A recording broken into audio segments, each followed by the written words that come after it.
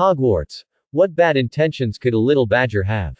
Chapter 81. I'm definitely going to be expelled.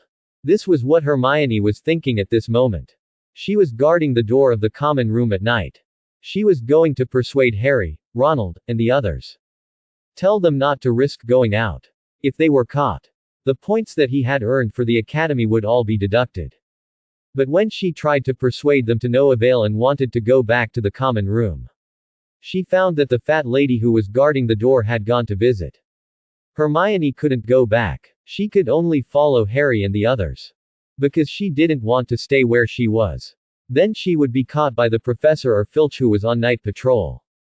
As for Neville, after he healed his wrist, when he came back, he forgot the password. So he could only lie outside the door. So he joined them in a daze. Then, what they waited for at the duel location was not Malfoy. It was Filch and his cat. Obviously, it was just as Blake said. Malfoy told Filch about them coming out tonight. He wanted Filch to catch Harry and the others. Then, the few of them panicked and ran. They ran all the way to the strange room on the 4th floor. Then they met a terrifying three-headed dog. After escaping again with great difficulty. But they didn't expect to meet Filch again. The worst thing was, she even fell down. Hermione wanted to struggle up. But, the sharp pain from her ankle told her she couldn't run away. Whoosh. However, just as Hermione was imagining himself being fired, a voice suddenly rang out. She suddenly found herself being picked up by someone. Then, the classroom door was completely pushed open. Filch rushed out with an oil lamp. It's over. There was no time to hide. However, Filch's behavior left Hermione scratching his head. The person who was holding her was clearly standing in front of Filch with her. But Filch acted as if he couldn't see anything. Then Filch cursed as he held the oil lamp. He chased in the direction where Harry, Ronald, and Neville escaped. Hermione looked at this scene in disbelief. She didn't understand what was going on. Can you walk? A familiar voice asked. The sky was too dark. Hermione couldn't see the face of the person hugging her. But this was a familiar voice. Hermione breathed a sigh of relief. Blake, it's fine. Let's go hide in the room of all requests first. Blake, why are you here? And why can't Erky see us? Only then did Hermione realize. She was in Blake's arms. Her entire body was covered in a layer of gauze-like cloth. Because this layer of cloth was too transparent. That was why she hadn't noticed it before. This is not the place to talk. We'll talk when we get there. Blake said helplessly. Although he didn't want to interfere with Dumbledore's test for the Savior, he didn't want to. However, he didn't want to see Hermione get fired or lose a lot of points. After all, Hermione was not just his friend. Moreover, he was the assistant that he thought highly of. Furthermore, she could have escaped tonight. That was because Madame Loris had sensed his presence. That was why they were almost caught. In the end, Hermione stepped on her instep and sprained her ankle. So Blake had to make a move. Blake was very strong. Hermione's light body was in his hands. She didn't feel any weight. She waited until Blake carried her up the stairs. Hermione came back to her senses. Blake was carrying her. Hermione felt that her cheeks were burning. The room of all requests. As the door closed behind him, Blake's shoulders shook. The levitation cloak removed its invisibility state. Then it instantly changed back to the appearance of the school uniform robe. Hermione looked at Blake's school uniform in shock. However, she also knew that now was not the time to ask this question. Blake ignored the system prompt. He bypassed the shed where the poisonous tentacles were planted. Then he came to the wooden house for rest. He put Hermione, who was in his arms, on a chair in front of the wooden house. Then he squatted down. He looked at her ankle carefully. It wasn't a big problem. It was just a slight sprain. Blake's healing spell could solve this injury. Blake pulled out his wand. It may hurt a little. Hermione nodded. Recover as before. Crack. Hermione's bones made a crisp sound. Ouch. Hermione was tearing up from the pain. Okay. Try it now and see if it still hurts. Blake pulled out a chair and sat down. Hermione stood up tentatively. Then she took a few steps. She found that her ankle, which was in excruciating pain, was completely healed. How did you do it? Hermione said in surprise. I studied the healing spells a little during the vacation. I said it when I was teaching Malfoy a lesson on the train. Hermione said in surprise, I thought you were just scaring him. Hermione always thought that Blake used some kind of little magic like camouflage to scare Malfoy and the other two. She didn't know until now. Blake was telling the truth. He could really beat up Malfoy and the other two. Then he could heal them. Alright, tell me, what happened to you guys tonight? Blake asked first. I wanted to stop them. Hermione told him everything that had happened that night. She also emphasized the strange room. The huge monster they encountered. Blake asked calmly, what did the monster look like? It's a dog with 3 heads. And it was super big. Speaking of the monster, Hermione was still scared. She would rather face Filch. She didn't want to face the monster again. Blake heard this. He pretended to be surprised. After a while, he said seriously. You're lucky to be able to escape alive tonight. According to you, that monster was clearly a 3-headed dog. When this thing gets serious, it can even fight with a fire dragon. You guys are not enough to fill the gaps between its teeth. Hermione shuddered. She was obviously scared by Blake. Don't you remember? When school started, Professor Dumbledore said it. Blake straightened up and imitated Dumbledore's tone. Those who don't want to encounter accidents and die a painful death, please don't enter the corridor on the right of the 4th floor. Hermione looked at Blake in surprise. She had been running for her life. Therefore, she did not notice that she had bumped into the Cerberus. It was in the corridor on the right of the 4th floor. Hermione asked curiously, but, how did you know that we accidentally went to the corridor on the right of the 4th floor? Are you stupid? I saw you running out of there. Quote. But, why were you in that place? Blake picked up a book from the chair. I'm here reading and taking care of my babies. When it's time, I'll naturally go back to sleep. I didn't expect to bump into you guys. Hermione suddenly remembered. I remember that Filch was in that room. That classroom door was closed by you. Who else do you think it is? Blake sneered. Hermione recalled how Filch acted as if he couldn't see them. You have an invisibility cloak. Something like that, Blake said. You've been staying in room that answers all my requests until so late every night. If you don't have any tricks up your sleeve, what if you get caught? Hermione curled his lips. I really don't know why you guys like to violate the school rules so much. Blake laughed. I'm Hufflepuff, so be it. But you're a Gryffindor. How can a Gryffindor who hasn't gone for a night swim be called a Gryffindor? In his impression, there were only a few Gryffindors who hadn't gone out for a night swim. Even Mr. Weasley when he was in school. He took Mrs. Weasley out on a date in the middle of the night. Hermione rolled his eyes at Blake. But, thank you, Blake. It's all thanks to you tonight. Recalling what happened tonight, Hermione felt a little guilty. Blake had an invisibility cloak. He could have stayed out of it. But when he saw that he was almost caught, he risked being exposed. He saved himself. You're welcome, Hermione. Aren't we friends? Just as you don't want to see me get expelled. I don't want to see you get expelled either. Hermione felt a surge of gratitude.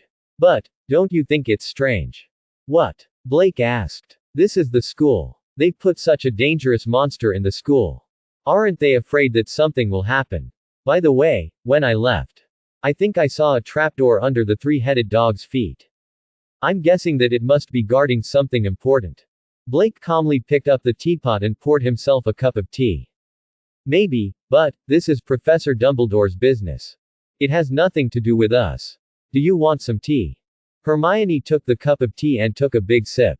She had been running all night. She had been thirsty for a long time. She put down the empty teacup. But, aren't you curious? Blake smiled and shook his head. Then he poured her another cup of tea. Blake had known about it for a long time.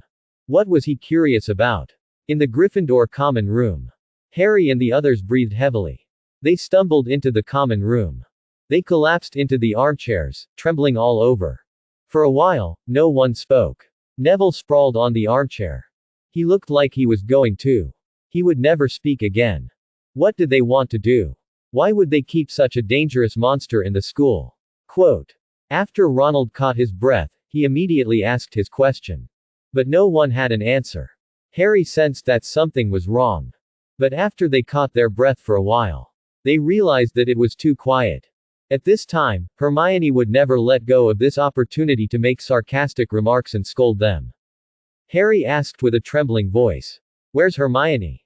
Ronald looked around and then looked at Harry helplessly. "I think we left her there." The three of them remembered that Filch was there. "Do you think she's been caught?" Harry suddenly felt guilty. He thought that Hermione was a busybody. She was annoying. Although they had indeed made a mistake in this matter. But if Hermione is here, then there was no way Harry would get it wrong. But now, if Hermione was caught because of them, and then expelled, Harry felt that he would feel guilty for the rest of his life. Ronald said, "Will she betray us?" Harry looked at Ronald with dissatisfaction. He saw Harry's gaze. Ronald felt a little guilty. He shouldn't have said that. It wasn't very nice of him. "I just hope that she can escape." Harry thought about it for a while. Then he suddenly stood up. "Where are you going?" Maybe she hasn't been caught yet. Let's go out now. Maybe we can find her." Harry felt that his conscience couldn't bear the condemnation. Ronald said helplessly, "What's the point of looking for her now? If she's already been caught, and you go, you'll only be caught one more time. If she hasn't been caught, you don't have to worry, right?" The scene fell into silence once again. After a long while, Harry stood up again. I'd better go and look for it. If she's caught, she went out at night because of us. I have to explain this to the professors. Or else." Ronald sighed helplessly. "Then I'll go too." At this moment, Neville, who had been silent all this while, slowly raised his hand. Count me in." The trio couldn't bear the torment of their conscience. In the end, they decided to look for Hermione together. But when they reached the end of the circular passage, the door suddenly opened. Hermione was standing outside the door. Blake stood behind her. You didn't get caught?" Harry asked in surprise. "If it wasn't for Blake, forget it, let's go in first." Hermione turned to Blake and said, "Thank you so much for tonight, be careful on the way back." Blake smiled and nodded. "It's nothing." With a wave of his hand, he covered himself with his cloak. Blake's figure completely disappeared in front of them. Harry and Ronald stared at the place where Blake magically disappeared, dumbfounded. His mouth was so wide that a duck egg could be stuffed in it. Neville rubbed his eyes frantically. He wondered if there was something wrong with his eyes tonight. Blake, who had just turned invisible and hadn't gone far. He looked at the 3 golden treasure chests with satisfaction. Not bad. Tonight's work wasn't in vain. Quote. Back in the common room. Harry, Ronald, and Neville. They had just experienced the torment of their conscience. So now that they saw that Hermione wasn't caught, everyone heaved a sigh of relief. They even felt that she wasn't so annoying anymore. At least, if she hadn't taken Harry's wand tonight. She unlocked the door. They would have been caught by Filch. Even if there was a 3-headed dog hiding behind the door. You left me there. After talking to Blake for a while, Hermione didn't feel so angry now. I hope you learned your lesson. I told you Malfoy can't be trusted. With that, Hermione went back to sleep. Harry and the other 2 looked at each other. After a while, Harry suddenly said, I suddenly feel that she's become cuter. That's because she didn't curse just now. Ronald said. Harry shrugged. So, Blake saved her. And, who can tell me? How can Blake suddenly disappear? Quote. Hermione had already gone to sleep. No one could give her an answer. Tisk, I can't sleep tonight. Me too. System, synthesize the treasure chests. Early the next morning, Blake came to the room of all requests. After he took care of those magical plants, he sat on a chair and drank tea. While organizing the treasure chests in the system space. Today was Friday. There were only 2 potion classes all day. But in the morning, Gryffindor and Slytherin had potion classes together. Hufflepuff and Ravenclaw were in the afternoon. So today, Blake had a free morning. But it was also because of this reason. So Hermione and Cassandra didn't have time to come over in the morning. After Blake synthesized all the treasure chests in the system space that was originally full, there were only 3 diamond treasure chests and 2 gold treasure chests left. There was only 1 silver treasure chest left. Blake nodded in satisfaction. In a few days, he had accumulated 3 diamond treasure chests. The speed was still very fast. He resisted the temptation to open the diamond treasure chests now. He closed the system space. Then, he began the reading process for today. Stab. Blake helplessly watched the parchment in his hand burn to ashes. Beside him, it was filled with ancient runic books that were moved out of the library. At this moment, he had already packed his suitcase. He had read and mastered all the knowledge about ancient runic. And ancient runic had also broken through from beginner mastery to intermediate mastery. Because of this, now he was able to confirm. The ancient runic language was indeed a language with magical power. So, Blake began the experiment that he had imagined before. It was an experiment to see if he could turn the ancient magic into Niven. Write it on paper and seal their magical power on the paper. When he was about to use 747, then, he threw out the paper that sealed the ancient runic. It was like a magic scroll. Of course, to be more graphic. It was more like a talisman paper. It was just a preliminary attempt. He realized that it wasn't that simple. If these ancient runic were just drawn on paper, there was no problem. It was just like those ancient runic recorded in books. However, to activate these ancient runic, Blake would need to transfer some magical power. No matter how many times Blake tried. Once these ancient runic were activated by magical power, it would immediately show its power. Just like an ancient runic that he had just written on the parchment. This ancient runic only had one meaning. That was, fire. Blake had just activated this ancient runic. The parchment was instantly ignited. Blake didn't have time to seal it. How about, I seal it first and then activate it? However, when Blake did this, he found that he couldn't transfer his magical power. No magic was channeled in to activate the ancient runes. Then this ancient runic would be useless. Blake pondered for a while.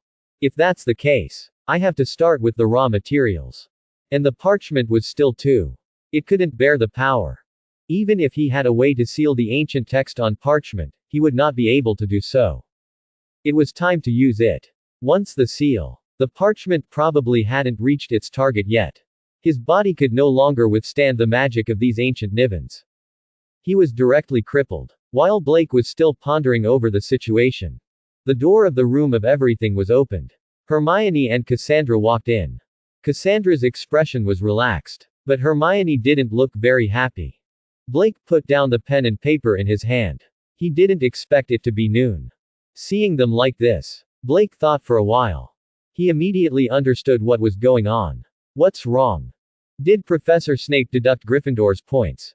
And, he provoked Harry. As soon as Blake finished speaking, he heard the system prompt. Ding. 2 waves of shock were detected. Quote. Ding. Congratulations to the host for obtaining 2 silver treasure chests. Quote. Blake smiled slightly. Hermione and Cassandra both looked at Blake in shock. How did you know? Didn't you stay in the room of everything this morning? Blake smiled and said, I just guessed. Guessed? I don't believe it. Did you secretly watch us in class? Quote. Cassandra crossed her arms. She didn't believe it. It's okay if you don't believe me. Then tell me, how did you guess? Cassandra asked unhappily. Blake picked up the teacup and took a sip of tea. He said slowly. It's very simple, Cassandra. I heard that Professor Snape disliked Gryffindor the most. And I've long noticed that he often stares at Harry Potter. Every time that happens, his expression would be very complicated.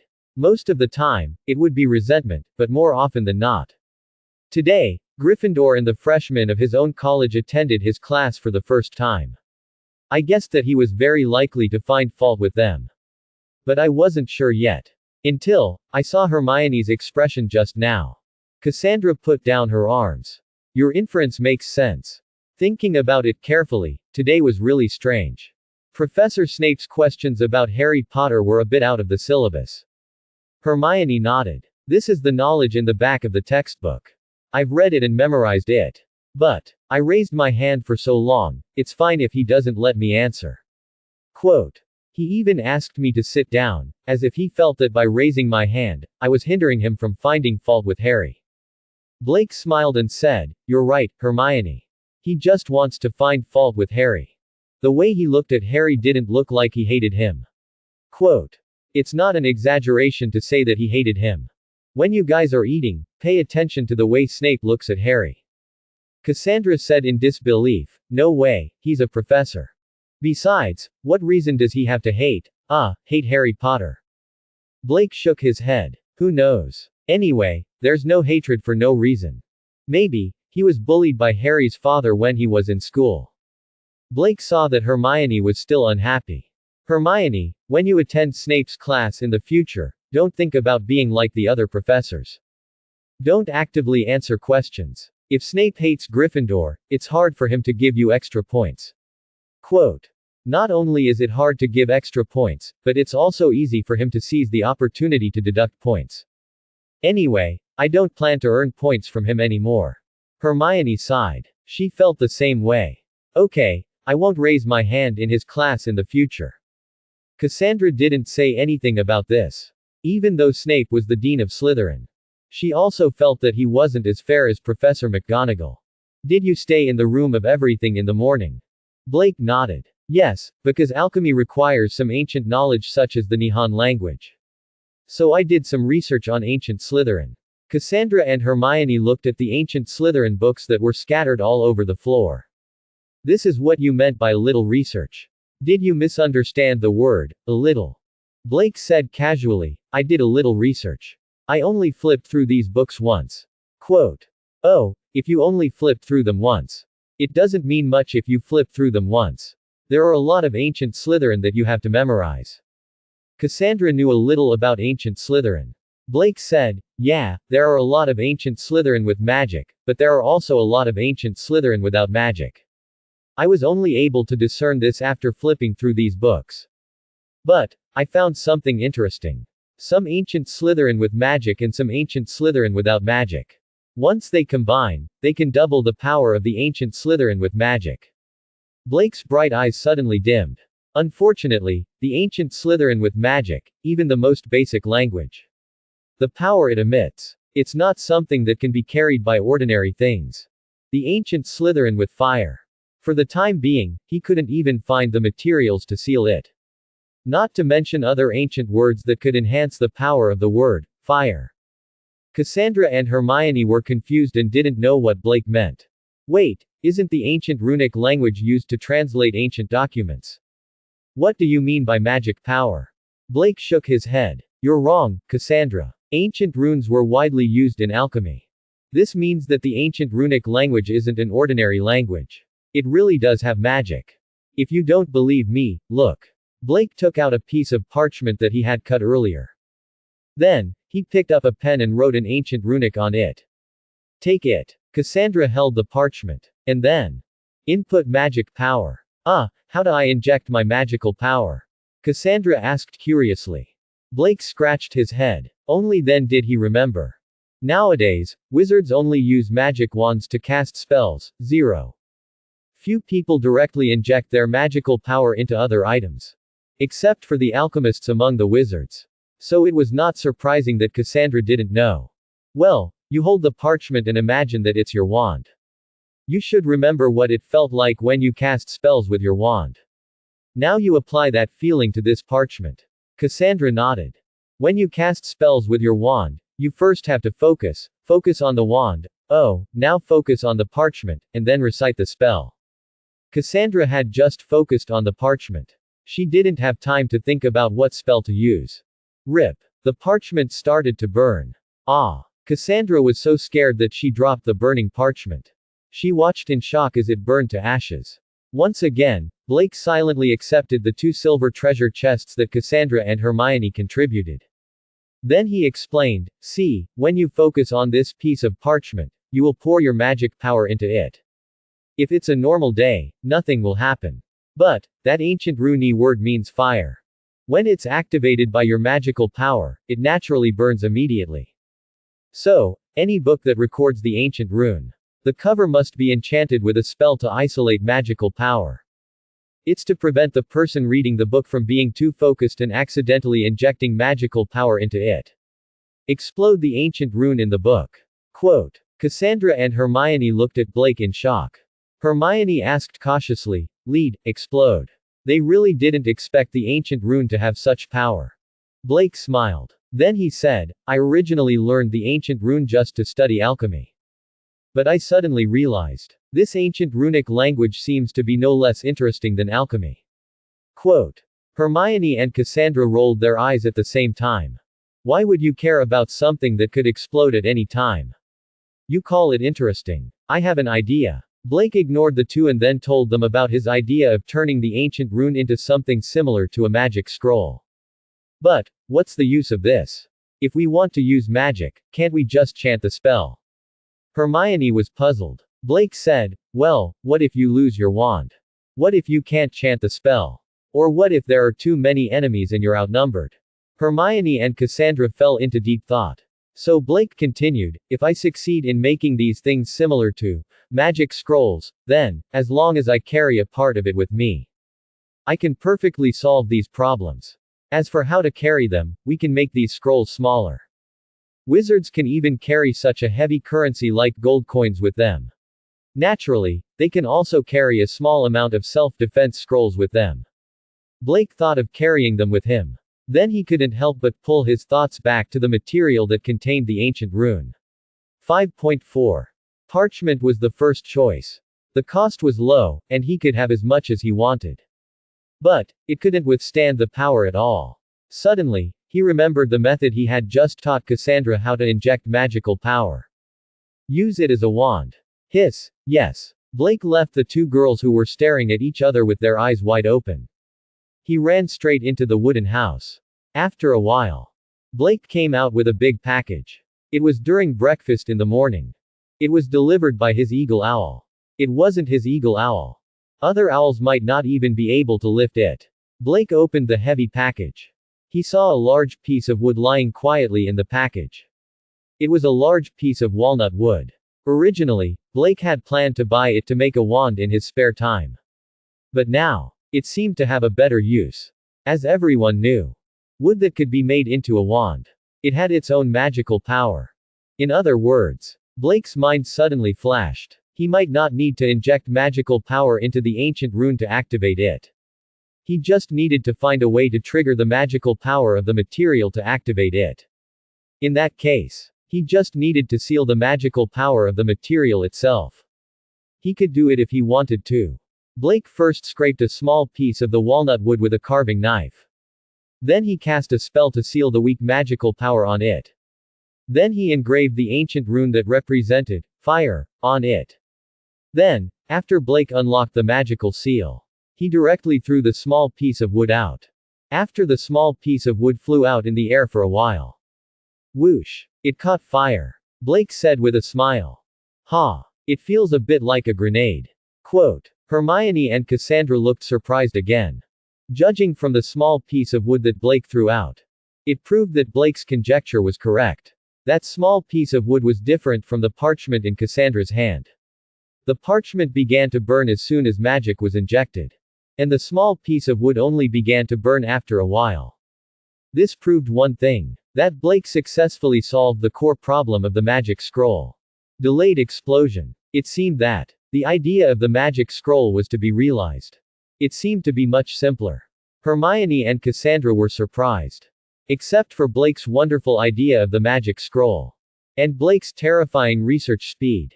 This guy seemed to have only talked to the two of them for a while. Then he had an inspiration. And then, this problem was solved. And according to Blake's words, it's not a big deal. He seemed to have only started to study the magic scroll today. In just a short morning, they had 2 magic potions classes. Blake not only had a new idea, he also succeeded in the experiment. Blake heard the system prompt sound in his mind. He couldn't help but glance at Hermione and Cassandra. Why are you so surprised? It's just an experiment with the ancient ideas of Niven. It's just a small experiment. Cassandra took a deep breath. A small experiment. Do you know how ridiculous you are? If you can really make a finished product with this magic scroll, then your achievement will definitely not be lower than your achievement of cultivating a mutant magical plant. You just started the experiment today, right? But you've already succeeded in more than half of it. Blake shook his head. It's too early to say that I've succeeded in more than half. Although using walnut wood as a carrier can indeed solve the problem. But, the cost of this is more expensive. It's still far from my previous idea of cheap and practical. How can I lower the cost of this magic scroll? Cassandra and Hermione saw that Blake was going to enter the research state again for 30 minutes. Without prior consultation, they dragged him to his feet. Stop researching. If you don't go eat now, maybe I won't have to eat. Don't forget, you still have a potions class in the afternoon. You don't want Snape to find trouble with you if you're late, right? Blake was pulled back to the cruel reality. Tisk, Snape is looking for trouble. It seems like even if I'm not late, I can't avoid it. Blake remembered that he had offended Old Bat before. He had already anticipated that he would be put in a difficult spot during the afternoon class. Okay, I'm going to eat. Ah, I really envy you guys. You guys don't even have classes in the afternoon. The potions class in the afternoon started at 1:30. Blake felt that this was really unreasonable. 1:30. Under normal circumstances. And it was still time for a nap. Yet, he had to use it for such a boring potions class. After Blake finished eating, he packed up all the potioneering tools and textbooks. She hurried to Snape's underground classroom. The underground classroom was much colder than the main building of the castle above. There were many strange specimens placed along the wall. The strange thing was, in such a ghastly place, it could even be said to be a somewhat terrifying environment. Blake actually felt a little comfortable.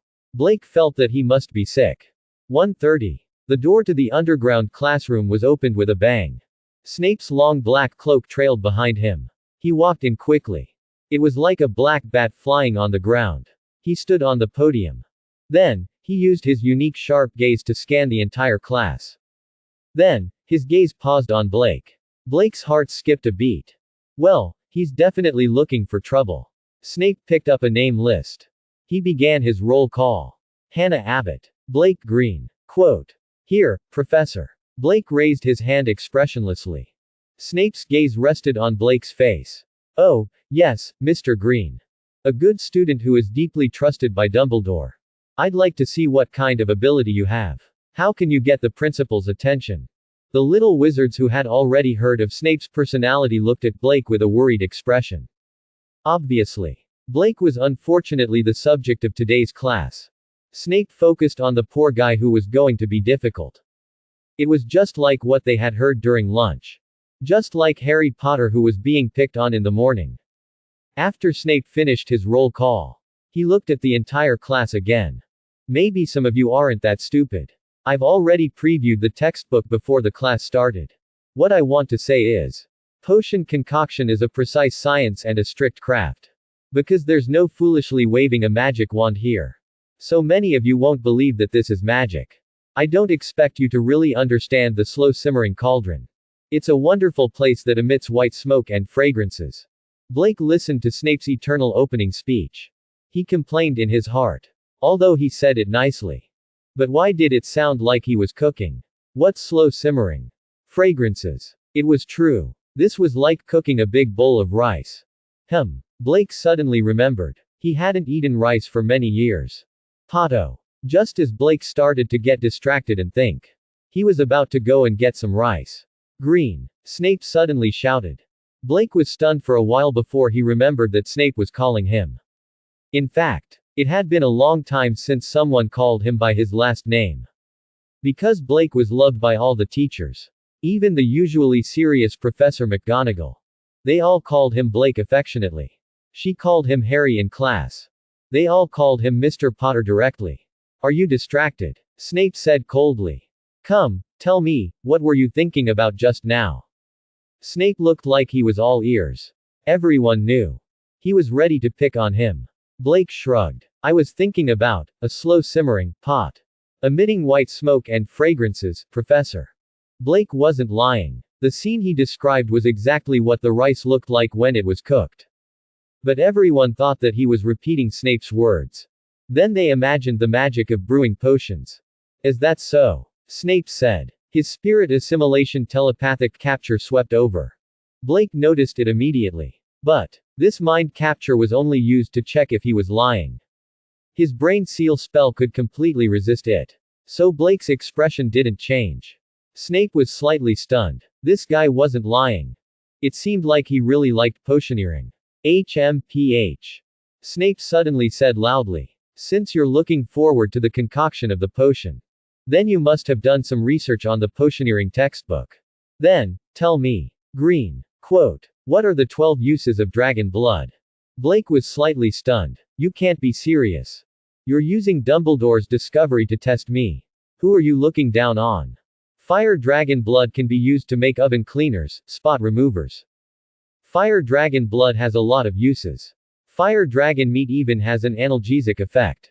Blake's fluent answer made Snape frown again. He felt that this was a tricky problem. But he didn't give up. Then, tell me, what is the boil potion? What are its effects? What do I have to pay attention to during the concoction process? Quote. As soon as he asked this question, the other little wizards felt their hearts sink. What was the boil potion and what were its effects? Maybe they could find the answer in the textbook. But what did they have to pay attention to during the concoction process? Wasn't this the purpose of potioneering professors? The things that even your professor didn't talk about. It wasn't recorded in the textbook. Even if it was recorded, it definitely wasn't recorded completely. If one or two were missed, Snape would have a reason to flip out. It was over. Blake looked like he had done a good research on the textbook. But Snape wasn't human. Blake didn't know what other people were thinking. He answered calmly. The boil potion is a potion that can cure boils. If this potion is brewed correctly, pink smoke will rise from the crucible. When making the potion, if you want to add porcupine quills to it, you must first remove the crucible from the flame. Incorrect concoction will cause the potion to cause boils instead of curing them. Blake was a beginner in potioneering. This kind of difficult question, it couldn't stump him. Snape's expression changed. He didn't expect Blake to be so good. His answer could be said to be watertight. Even he couldn't find any flaws. It seemed that Blake's theoretical knowledge was indeed very solid. If that's the case, Snape knew. In terms of theoretical knowledge, he didn't want to give Blake a hard time. But Snape wouldn't give up so easily. Let's not talk about Blake telling on me to Dumbledore. Just say that his name is Blake. Snape didn't like him. Then, the next round would determine the victor. Snape stared at Blake for a while. He turned his head and said, "Why don't you all write it down?" Suddenly, there was a rustling sound in the classroom as someone fumbled with a quill and parchment. The potions class continued. It doesn't matter if it's the little wizard of Hufflepuff or Ravenclaw. Those little straight-A students. They didn't dare to relax in the slightest. This guy was too despairing. Snape divided them into pairs. Then he taught them how to make boils. It was the kind of question he had asked Blake just now.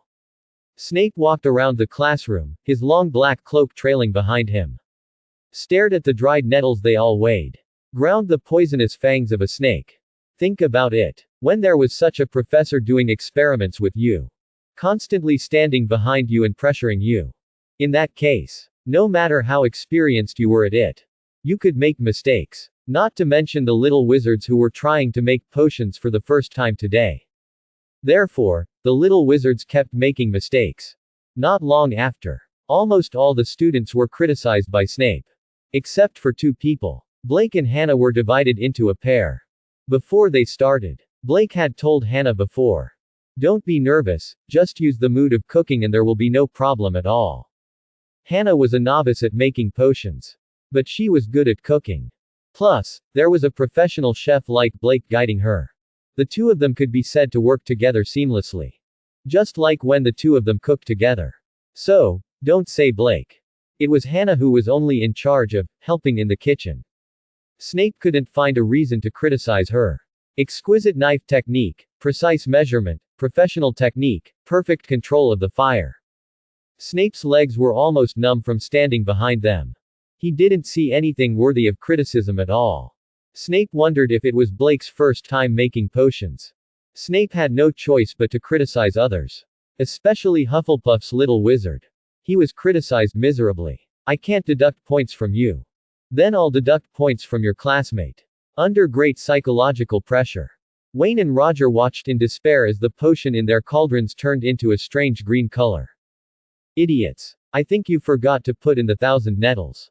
Am I right? Quote. At this moment, in Blake and Hannah's crucibles, pink smoke was already rising from the ground. This proved that their magic potion had been successfully brewed. Wayne and Roger were standing next to Blake and Hannah. Snape started to flip out. Green. Are you feeling complacent because you've successfully brewed the potion? Quote. Since you know so well and you're standing next to them, why don't you do it? Why didn't you remind them to put in the 1,000 nettles? Do you think you'll be better if they make mistakes? Because of you, Hufflepuff. After Snape finished deducting points, he suddenly felt refreshed. You've finally caught your chicken feet, haven't you? Blake's face darkened. Motherfooler, he's playing dirty, right? I did snitch on him. So Snape came to find fault with him. Blake could actually understand. So Blake had always been on the defensive. No matter how much Snape tried to find fault with him. As long as it was within reason. Blake responded to every move that came his way. After the class, the two of them were evenly matched. But you're doing this now. That's a little shameless. In Blake's opinion, this old bat couldn't afford to play. He flipped the table. Since you don't want to play, then let's not play. Okay, Professor, it's my fault. I didn't help you correct their mistakes. Snape was feeling refreshed at first. He immediately understood the hidden meaning behind Blake's words. What do you mean by helping me correct their mistakes? Are you saying that this is my job? I didn't correct them because I failed to do my job. Snape admitted that Blake had a point. Does Snape need a reason to deduct points? Green, you contradicted the professor. Hufflepuff deducts 5 points. How could this be called talking back to the professor? Blake's points were deducted for no reason again. Wayne was so angry that he almost spat out the green potion. It fell on Snape's greasy head. However, Roger pulled him back. Even before the potions class, he still hadn't started yet. They had already heard about it from the other seniors. Snape was rarely reasonable when he deducted points. He told them to be more careful in class. So, Snape deducted points randomly. They were actually mentally prepared. They just didn't know it would be so ridiculous. Snape only wanted to make things difficult for Blake. If Blake was like Harry, he couldn't answer his question. After being mocked by him for a while, Snape wouldn't be so against Blake in the future. Blake wasn't used to his bad habit. You asked me a question. I know how to, so I answered. You want me to brew a potion. I know how to too. I've also successfully brewed it. So, Snape couldn't find a reason to deduct points at all. However, this made Snape feel that he had lost some face. So, he had to deduct some points from you today. Therefore, the situation above had occurred. The Hufflepuff wizards around him. Actually, they were angry but didn't dare to say anything. Even the little wizards from Ravenclaw felt that Snape was too much. After all, he was expanding the entire Hufflepuff. In the past, it would have been fine. But now, the entire Hufflepuff Academy was involved. Every point was contributed by everyone. It was very precious. They didn't expect Snape to deduct points for no reason. The student next door failed to brew a potion. But he could blame it on Blake without any basis. This was indeed very ridiculous. According to the facts, Blake's group was the fastest to succeed. If it were the other professors, they should have been given extra points long ago. Only Snape was special. Not only did he not give extra points, he even deducted points. In the end, Blake didn't resist. Instead, he admitted his mistake. Even though some of his words had a hidden meaning. But it was indeed an apology. 2. Snape actually said that Blake's apology was contradicting the professor. Another few points were deducted. At this moment, everyone's eyes were on Blake. Everyone sighed inwardly. She knew that Snape was being unfair. But what could he do? Who asked him to be a professor? Those senior brothers and sisters of the past. Wasn't that how he endured it? In everyone's opinion, Blake was the same as those seniors. He held in his anger. Then, this matter would be considered over. Snape thought so too. After deducting the points, he started to turn around. He wanted to go to the podium. He had always been like this. It wasn't as if no one had resisted before. However, resisting would only cause him to lose more points. He might even be grounded by him. Therefore, in his eyes, the resistance of these little things, it was completely useless. However, when everyone thought that this was the end of the matter, Blake spoke. There was still a smile on his face. It was the same as Snape's unreasonable deduction. It didn't affect his mood at all. Please wait a moment, Professor Snape. Snape's body stopped. He turned around and looked down at Blake, who was a few heads shorter and 1 year old. Then, he casually sprayed his venom. Is there anything else? Green. Quote. Could it be that you want to beg me? For you, Blake Green, Dumbledore's most valued student, to add points. He emphasized the name Blake. His eyes were filled with contempt. It was as if he was venting his resentment towards Blake. He was venting it on this Blake. No, you misunderstood, Professor Snape. I just want to raise a question to you. You're raising a question to me. Snape's lips curled up slightly.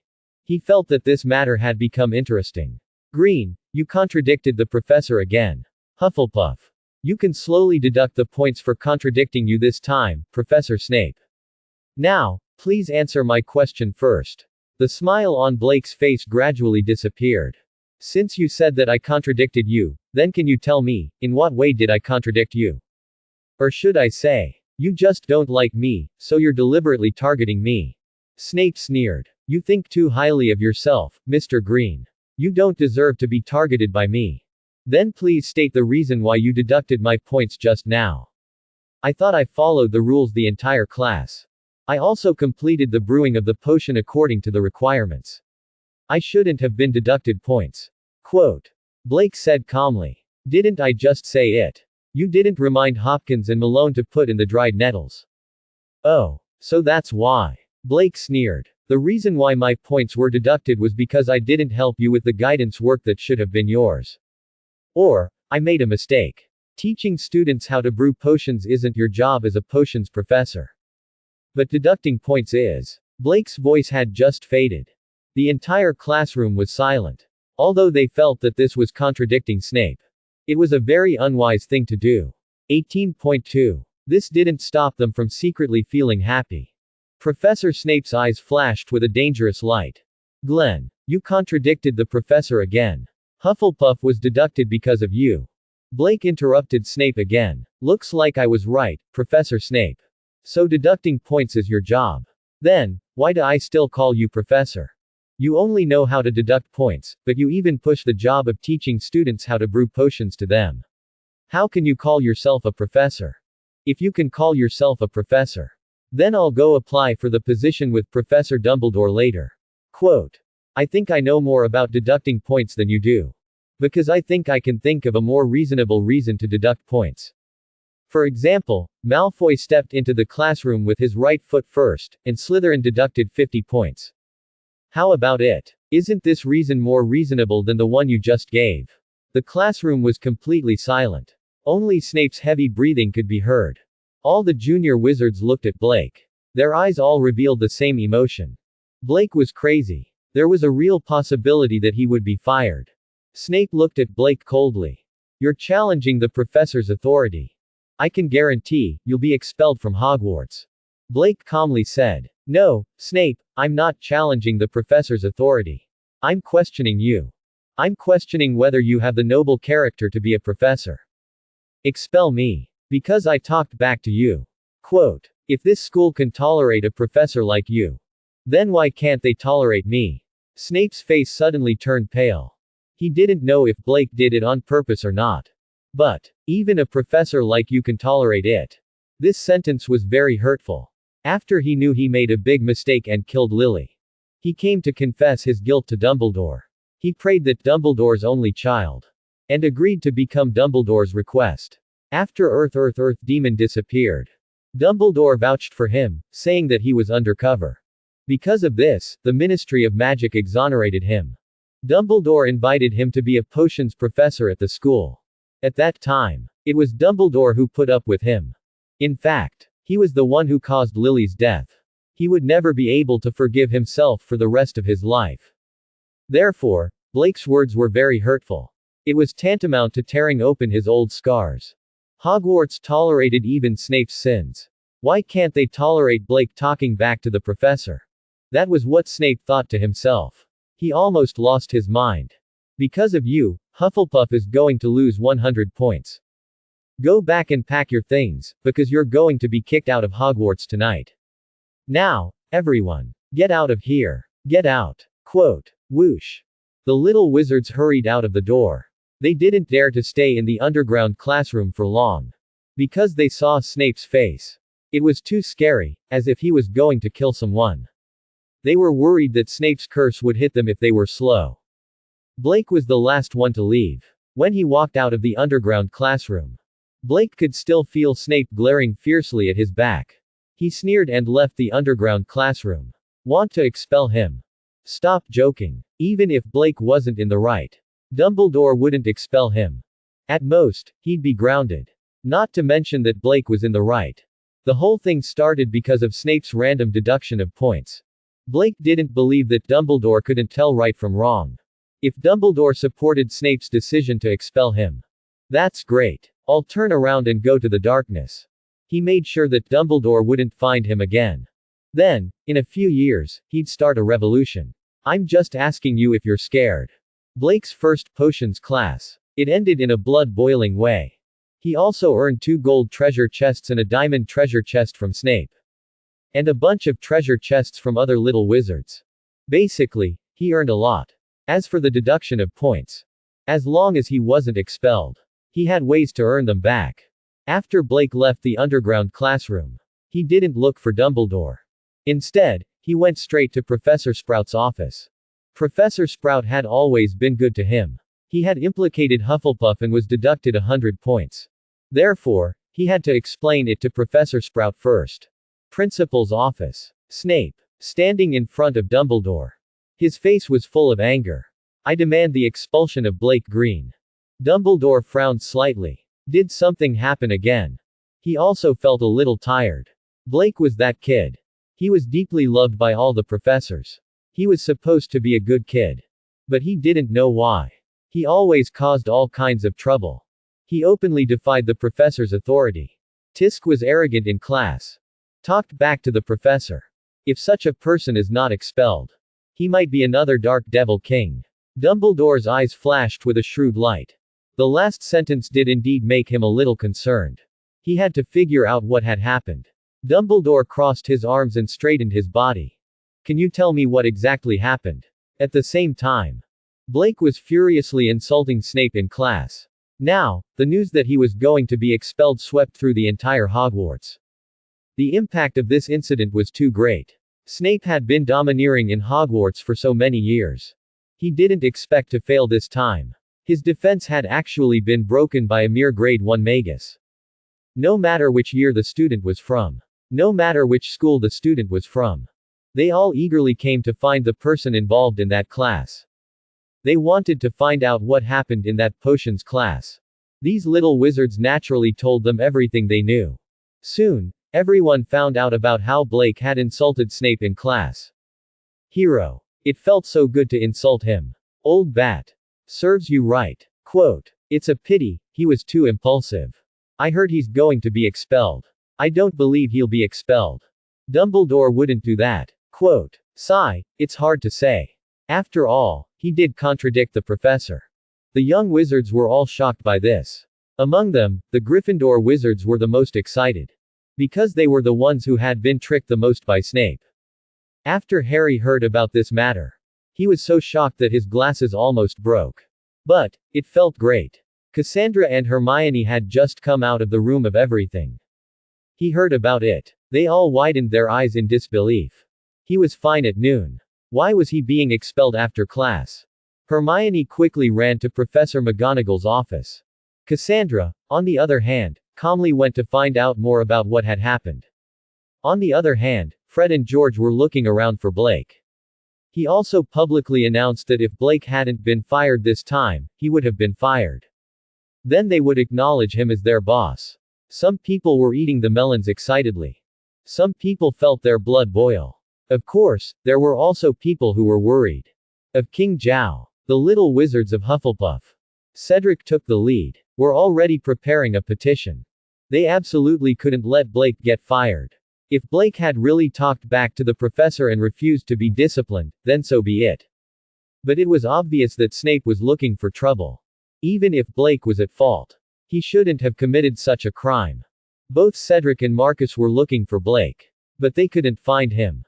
In the end, they decided to look for Professor Sprout. In Professor Sprout's office, I'm going to settle the score with Snape. Professor Sprout listened to Blake's story. There was no longer a kind smile on her face.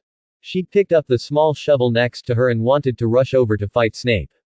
In the past, this guy was biased and gave extra points to his own students.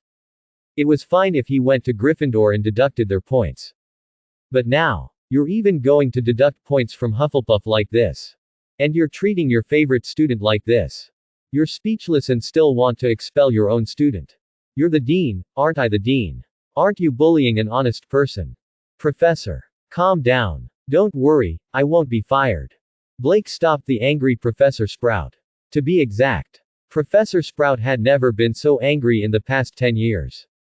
She was angry now because of Blake. This made Blake feel very touched. I won't let you get fired, Blake. You're right about what you said. I'd like to ask Professor Dumbledore if every professor can deduct points like this. If you can, then I won't hold back. Blake, listen, you're not afraid of power and you're firm in your beliefs. All Hufflepuff students should learn from you. I announce. You'll be rewarded with 150 points. Quote. Wasn't it just adding and deducting points? Wasn't it just being shameless? Who didn't know how to do that? Thank you very much for your support and trust, Professor Sprout. Blake said gratefully. What he said was just his side of the story. Professor Sprout hadn't even verified the authenticity of the whole thing. She had already chosen to believe him. She was willing to fully support him. It was indeed very touching. But, Professor, I don't want to see a conflict between the two professors. Because if that happens, Professor Dumbledore will have a headache. Quote. Professor Sprout heard Blake's words. Her gaze became gentle again. Look, how filial was this child. If she had a conflict with Snape, Dumbledore would have a headache. He wanted to make Dumbledore's headache less. He actually hoped that she wouldn't stand up for him. What a good kid. You, Snape. Such a good kid, and you're threatening to fire him. Alright, I'll be behind you, Blake. If you're fine, this matter will be temporarily suppressed.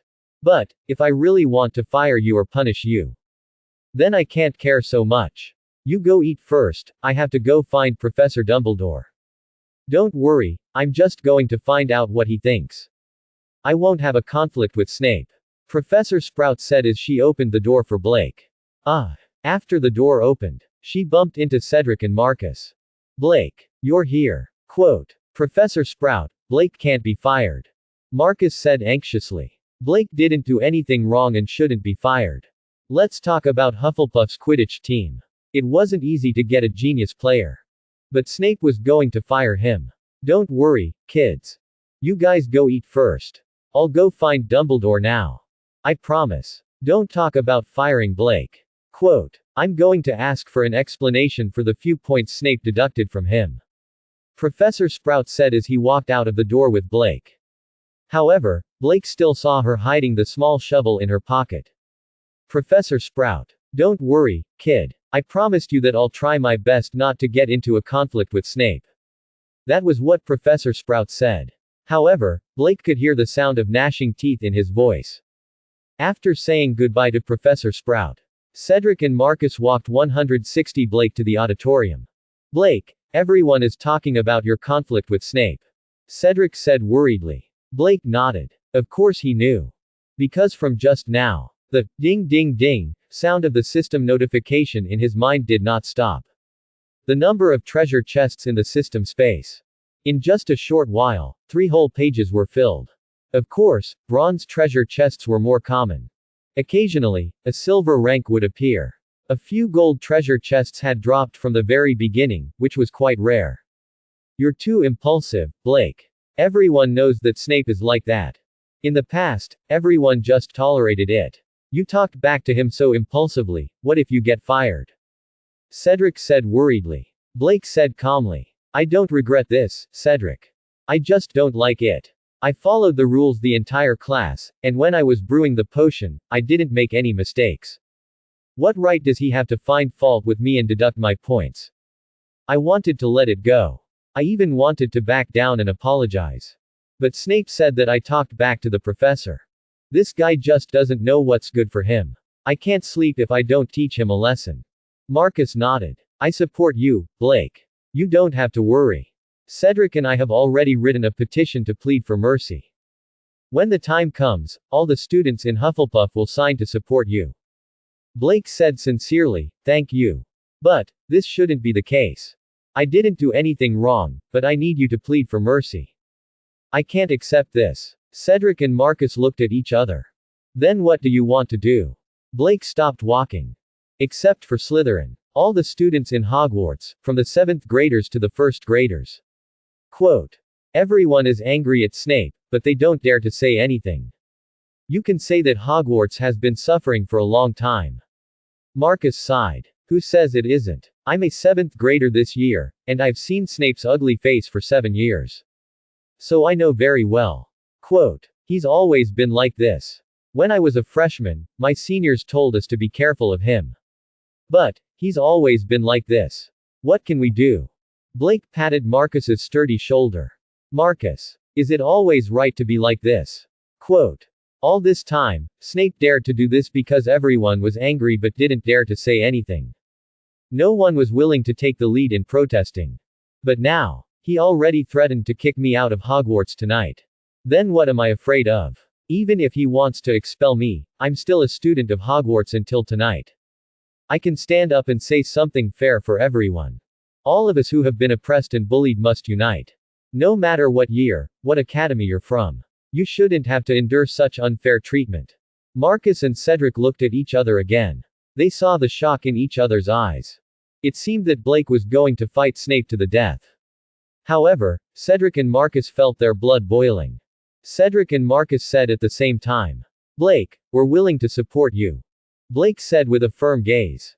Okay. It's time for lunch. Quote. So that's why there are the most people there. Let's go to the auditorium first. The three of them arrived at the entrance of the auditorium. They heard the noise in the auditorium. Because it was Friday. It was close to the weekend. The next day was the holiday. So it was different from usual. At this time, many people were eating in the auditorium. Blake and the other two walked into the auditorium. The noise in the auditorium quieted down after a few seconds. Every single adept in the auditorium had their eyes fixed on Blake. Hero. It was unknown who suddenly shouted this.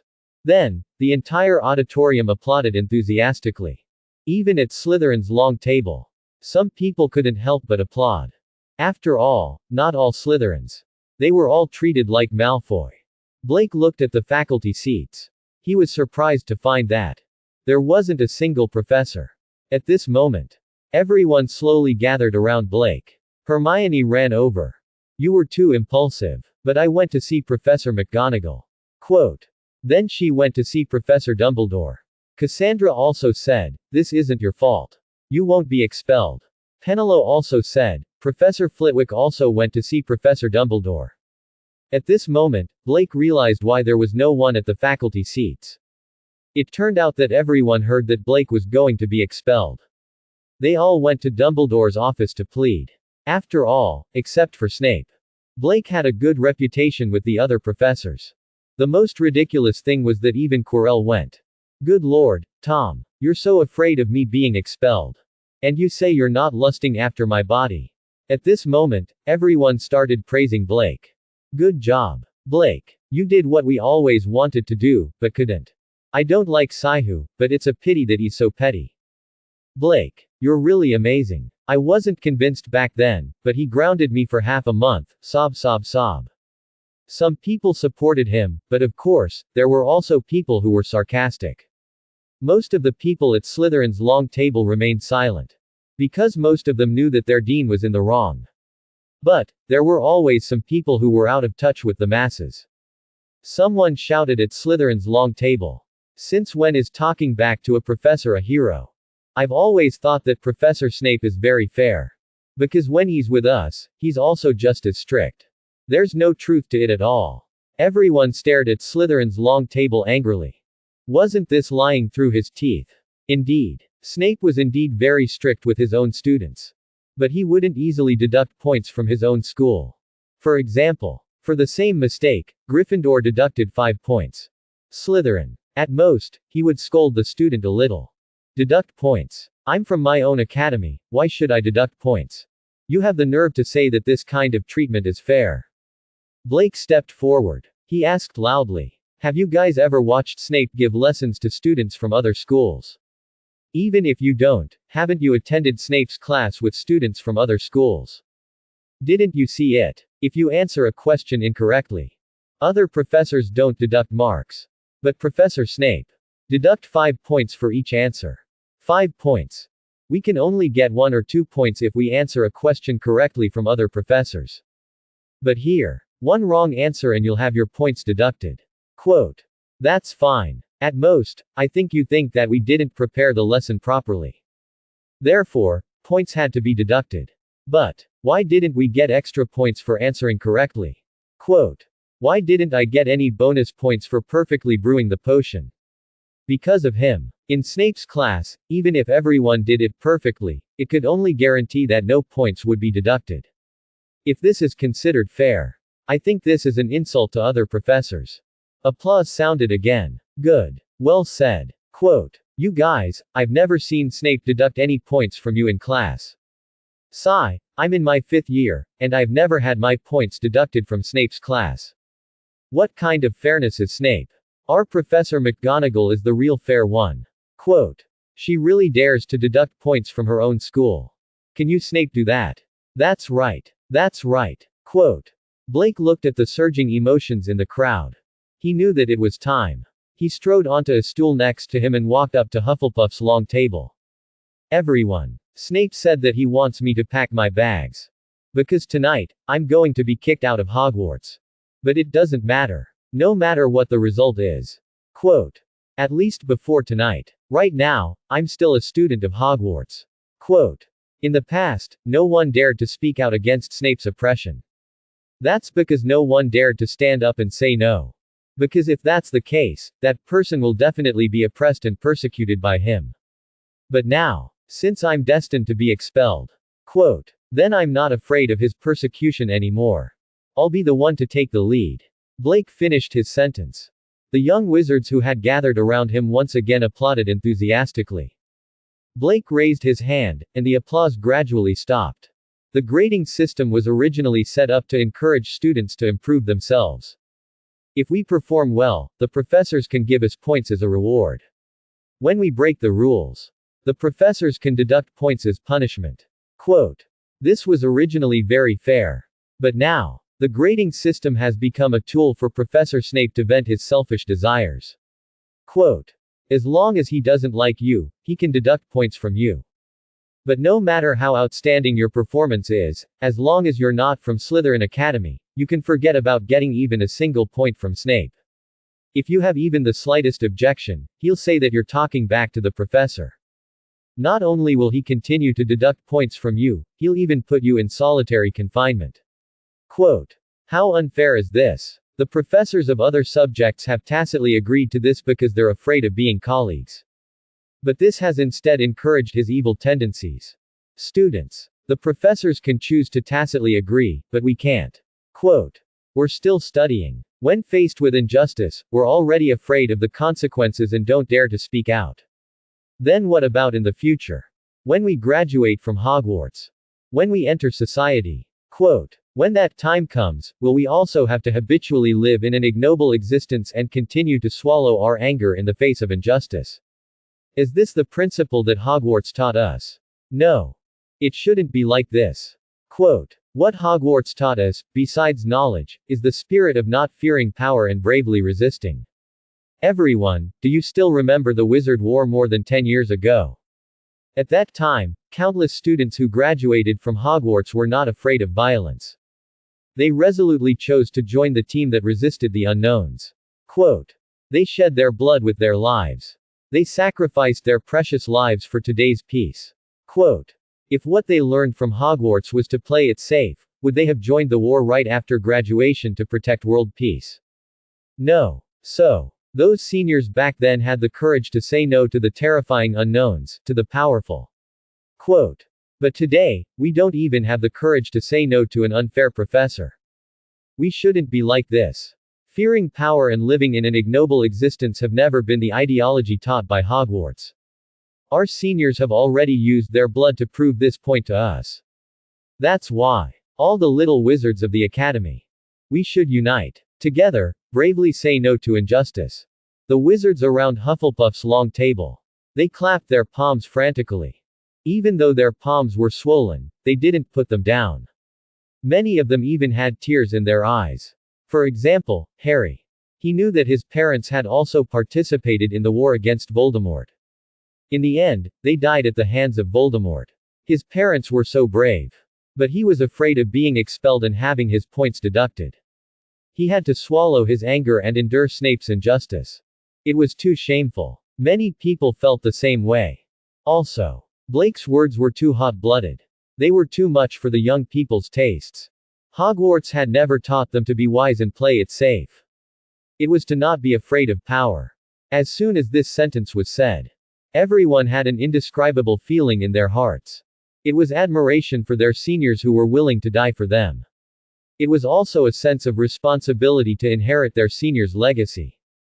Blake continued to speak passionately. We absolutely can't let our seniors' spirit of not being afraid of power wither in our hands. The grading system shouldn't become a weapon for Snape to turn himself into a privileged class. We have to unite. We have to defeat Snape's sense of entitlement. Quote. Not far away, Beck, the house elf, was hiding in a corner. He was tearing up as he described the heroism of his little master. He reported everything to Grindelwald, who was thousands of miles away. That's great, it's like seeing my old master, he was so charming when he gave a speech. Rewind time 20 minutes. After Dumbledore finished listening to Snape's story, he knew what had happened. Severus, I don't see Blake making any mistakes in this matter. He took off his glasses and wiped them. It's time for you to change your personality. Snape said with a straight face. Even if I was biased at the beginning, it's a fact that he was arrogant and talked back to the professor. Dumbledore put on his glasses. Students also have the right to question their professors. Severus Idiographic period. Not all reasonable questions are meant to contradict the professor. I won't expel Blake. Okay. This matter ends here. You can go. Don't forget, your main task is to keep an eye on the sender. You don't want that person to come back, do you? Snape's body trembled slightly. If you don't want to fire him, then at least lock him up. Blake didn't do anything wrong, and you still want to lock him up. Professor Sprout opened the door. He stormed in angrily. Snape, you've always been like this. Deducting marks for no reason and punishing students for no reason. In the past, I never stopped arguing with you. But now, if you dare to touch Blake, I'll show you what I'm capable of. Quote. Professor Sprout promised Blake that he wouldn't get into a conflict with Snape. She had promised not to have any conflict, but what she meant was that she would not fight. As for not scolding Snape, she hadn't agreed. And who said that only minor adepts held grudges against Snape? Snape's actions had truly angered the honest Professor Sprout. Pomona, what are you? Dumbledore smiled bitterly at Professor Sprout. Albus, don't your own children know how to feel heartache? Blake wasn't in the wrong. Don't talk about firing and locking him up. I won't even agree to deducting marks. Quote. If you insist on punishing Blake today, then I'll know what to do in the future. Quote. It's wrong to treat every student fairly. We should treat them unfairly. Professor Sprout stared fiercely at Snape. She had been the dean for so many years, but she had never been so angry. She was openly protecting her own child. Snape frowned and looked angrily at Professor Sprout. Dumbledore said helplessly, calm down. Pomona, I don't want to punish Blake. Professor Sprout said, Albus, we've always tried to implement the grading system as fair as possible. It's the same for every professor. But Snape, if we treat Slytherin students the way he treats them, would Slytherin have won the school championship for so many years? Anger flashed across Snape's face again. We won the school championship with our own strength. Professor Sprout scoffed at Snape's words. Strength. You relied on shamelessness. Snape Idiographic period. But your shamelessness is still very effective. Professor Sprout turned to Dumbledore and said. Just now, I awarded Blake 150 points for not fearing authority and standing his ground. So now Hufflepuff is in first place in terms of points. If Snape's behavior doesn't change in the future, then I'll use this method to fight until the end. When honest people lose their temper. It was very scary. Because when honest people lose their temper, It meant that they had reached the limit of their tolerance. So when honest people lose their temper, they were often more impulsive, more uncontrollable. Pomona, don't worry. I've already understood what happened. Blake didn't do anything wrong. So, he won't be punished to any extent. Quote. At this moment, the door to the principal's office opened again. Professor McGonagall, coming in from the sidelines. Albus, I heard that you're going to expel Blake. Quote. I think we have to clarify this matter first. Professor McGonagall hurriedly walked forward. As soon as she entered, she saw Professor Sprout with an angry look on his face. She thought that they had already decided to expel Blake. Blake? What Blake? On the wall of the principal's office. The principal from the Blake family. Phineas Blake had just returned from a visit. He heard this familiar surname as soon as he entered. Oh, this isn't about your Blake family. There's a child named Blake. Quote. There was a portrait of the principal beside him. Ah, is that so? Phineas' portrait was a little dazed. Dumbledore looked at the anxious people. Don't worry, I've already understood the whole matter. Blake won't be expelled. Quote. Hearing Dumbledore's words, the professors heaved a sigh of relief. Then this matter. Dumbledore wanted to say that this matter would end here. Opening parenthesis. Professor Sprout said, it's not over yet, Professor Dumbledore. You have to make Snape promise that he won't deduct points again. Us professors. No matter what school the students are from. We've always treated everyone equally. Points will be deducted for mistakes, and points will be added for good work. We've never tried not adding points for good work, but deducting points instead. How can Snape be so unfair? Quote. Professor McGonagall and Professor Flitwick both looked at Snape. Obviously, they agreed with Professor Sprout's words. Dumbledore nodded. He looked at Snape. Severus Idiographic period. Shouldn't you make your stance clear? Quote. You're not good enough in terms of fairness. Quote. Snape snorted softly. Everyone has their own standards of judgment. I don't think they're good enough. So, am I wrong not to add points? Potioneering is an extremely rigorous subject. If there's even the slightest mistake, the magic potion that comes out can kill people. So, I think that a mistake in brewing a potion is very serious. I'm just deducting points to teach them a lesson. What's wrong with that? Professor Sprout said angrily. What about Blake? He has successfully created the Boyle solution. Why didn't you add points to his score? Why did you deduct points? Quote. Snape said nonchalantly. His crude magic potion isn't enough to earn me points. He was standing less than 10 inches away from his classmate, but he didn't warn him. Quote. Watch them make mistakes. What's wrong with me deducting his points? Quote. I'm just a freshman, and you're already mobilizing so many people against me. Hee, aren't you guys exaggerating? Professor McGonagall grabbed the angry Professor Sprout. She could see the shovel in her pocket. This is his first time brewing a magic potion. You. Bam. The door was opened again. It interrupted Professor Sprout's scolding. Everyone walked in. He saw that the office was full of professors.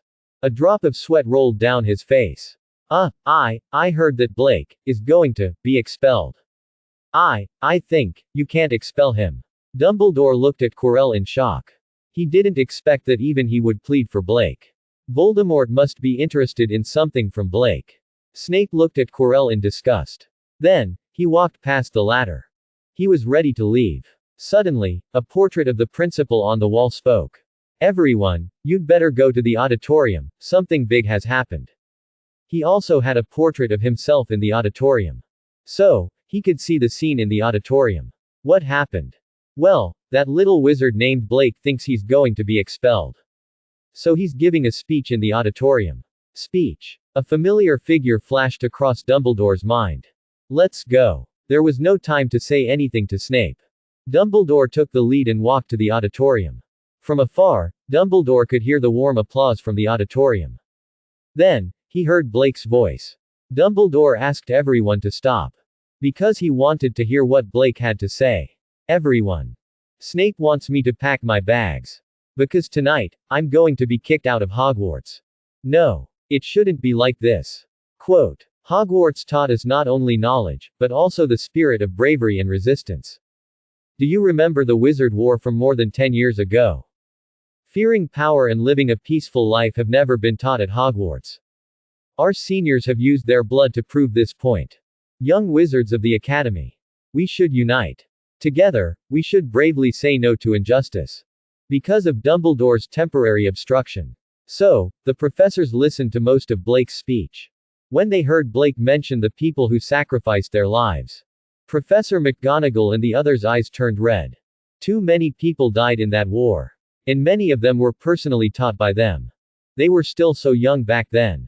Not fearing power and bravely resisting was the spirit of Hogwarts, not protecting oneself. Oh, this child said it so well. Brave faces flashed through Professor McGonagall and the others' minds. They were all people from their memories. It was the opposite of the touched and sad faces of the other professors. Snape's face alternated between red and white. He didn't expect Blake to take the opportunity to incite the others to boycott him. Dumbledore's expression was the most complicated. The figure on the stage and the cheers of the audience. Blake's impassioned and generous figure in his speech. It gradually overlapped with the figure in his memory. Dumbledore's heart flashed with nostalgia. Albus, we should go out now. Professor McGonagall's eyes were red as she spoke to Dumbledore. Oh, I'm sorry, I know. Dumbledore's thoughts were pulled back. Then, he led the professors out. Blake stood on the long table and incited the emotions of the young wizards around him. When the system notified him that a few golden treasure chests had been received, Blake knew it. Dumbledore and the others must have arrived. As expected, not long after. They appeared at the teacher's seat. Okay. Professor Dumbledore is out. Quote. Let's go and tell him our wishes now. Blake had just finished his sentence. Rumble. The young wizards all gathered together. Cedric was the first to speak up. Professor Dumbledore, I hope you can cancel Blake's expulsion. Lee Jordan also said loudly, that's right. Professor Dumbledore, apart from that, I hope you can take Professor Snape's unfair actions seriously. Snape glared at Lee Jordan. But now, Lee Jordan and the other small wizards had been incited by Blake for a long time. The blood in his chest was boiling. They wanted nothing more than to flatten the underground classroom and capture Snape alive. Therefore, Snape's gaze was enough to make students tremble in fear. How could he scare people now? Instead, it provoked even more people's anger. Professor Dumbledore, why didn't Slytherin criticize me when I was grounded for the same mistake? Professor Dumbledore. Blake slowly jumped down from Hufflepuff's long table. Now, the situation was set. The others would speak up for Blake. He didn't need to do anything at all. He looked at the professors who were surrounded by a large group of young wizards. Blake shook his head. He turned around and walked out of the auditorium. As the saying goes, leave when the matter is done, hide your achievements and reputation. Baker. Baker, the house elf, appeared in front of Blake. His face was full of admiration. Blake waved his hand. Help me pack. I'm going to be expelled. Quote. I don't want to stay at Hogwarts. Yes. Young master. Quote. Baker immediately ran back to Blake's dormitory happily to pack. Of course, Blake knew that he wouldn't be expelled. If you want to put on an act, you have to go all the way. Didn't Snape say that I'm going to be kicked out of Hogwarts tonight? Okay. I'm ready to go. What? Not expelled. You want me to go back? I'm not going back. I want to go back to the orphanage. I did well there, at least I had candy to eat. It's not like here. If I did well, I would have points deducted. I would be insulted. You want me to go back? Fine. Get Snape to apologize to me personally. Single quote. Snape was actually a little panicked now. After all, the little wizards were raging. It was as if they wanted to eat him. All these years. His teaching method had always been like this. Just like how Voldemort treated the Death Eaters. Although it was high pressure and terrifying. But it was extremely effective. When the Black Devil King was still around, no one dared to stand up against him. When he was managing the students, he unknowingly did the same. From the beginning to the end. At least until he met Blake. This method was still very useful. When the students saw him, they were all afraid. In his class, no one dared to cause trouble. His teaching effect was also very good. But now, because of Blake's existence, so many people actually stood up against him. Including the students and the professors. Dumbledore looked at the pale Snape. I think, after this, you should realize your mistake. Maybe it's hard for you to smile at the students. But at the very least, I still hope that you can be as fair as possible. After all, whether it's the students or the professors, they are all like you. They are all made of flesh and blood and have emotions. You can't always ignore the fact that as humans, they also have their own tempers. Snape didn't say anything. Then, he turned around and left with a pale face. Dumbledore glanced at his back. Then, he turned around and raised his hand to signal everyone to quiet down. I already know what you want. And I can assure you that Professor Snape will also learn a lesson from this incident. How about this? For the next 2 months, all of Professor Snape's deductions will be personally reviewed by 640 feet. If it's confirmed that it's invalid, then the deductions will be invalid. If it's valid, then the deductions will still be valid. After 2 months, you can see if Professor Snape has improved. Since Dumbledore said so, the little wizards didn't have any other opinions. As long as Snape was fair, why would so many people hate him? He wasn't the only strict professor. Professor McGonagall was also very strict, but she was fair. So, all the little wizards respected her. They were also in awe of her. Then, what about Blake? Cedric asked. What did you do with him?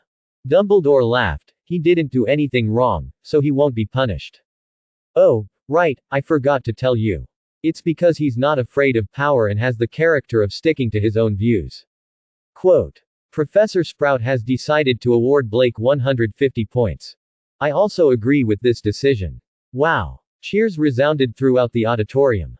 Especially the little wizards in Hufflepuff. He was so excited that he could die. That's 150 points. Even Snape could deduct points at will. Even then, he would have to deduct many magic potions classes before he could finish deducting it. Blake. All the young wizards turned their heads. She looked around for him. There was only one thing they wanted to do now. That was to lift Blake up, throw him into the air, and catch him. However, they couldn't find Blake even after searching for a long time. Blake. Dumbledore shouted. However, Blake was nowhere to be seen. Dumbledore started to panic. When he came, Principal Neville had said it in the portrait. He said that the kid named Blake thought that he was going to be expelled. That was why he started his speech. Could it be that the kid thought that he was going to be expelled? That was why he left.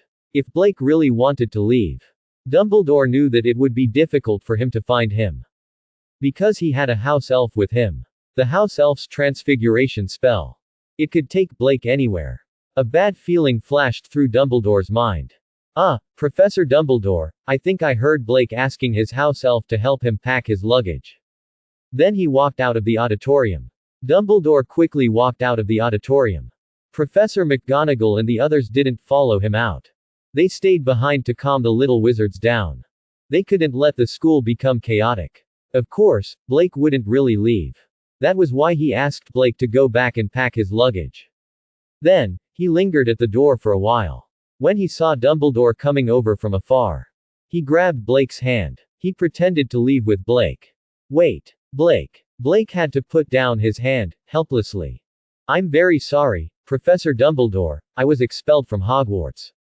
I don't have the face to see you, so, I'm going to leave by myself. Also, I don't have the face to live in Godric Valley anymore. I'll go back to my orphanage. Dumbledore sighed.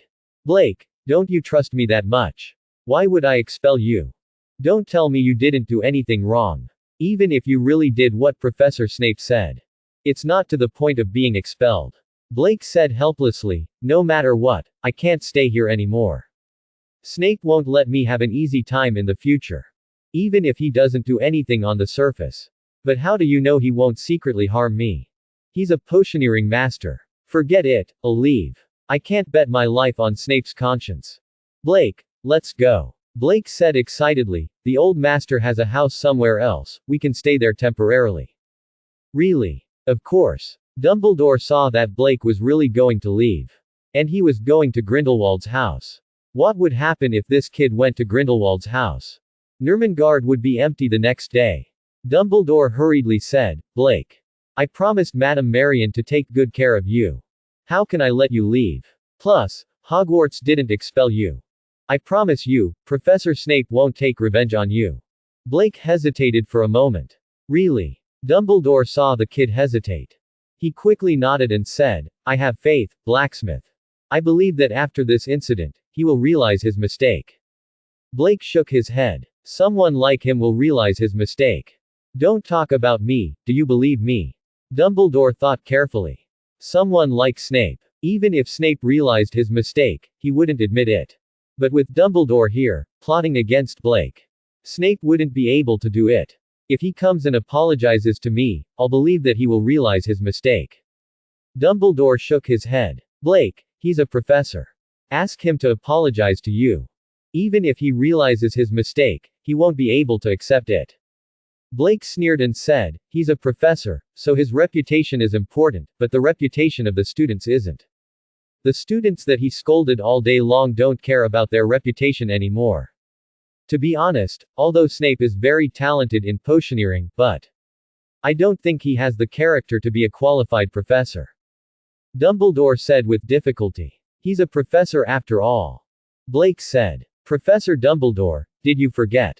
Even you, when you felt that you had wronged me, you directly apologized to me.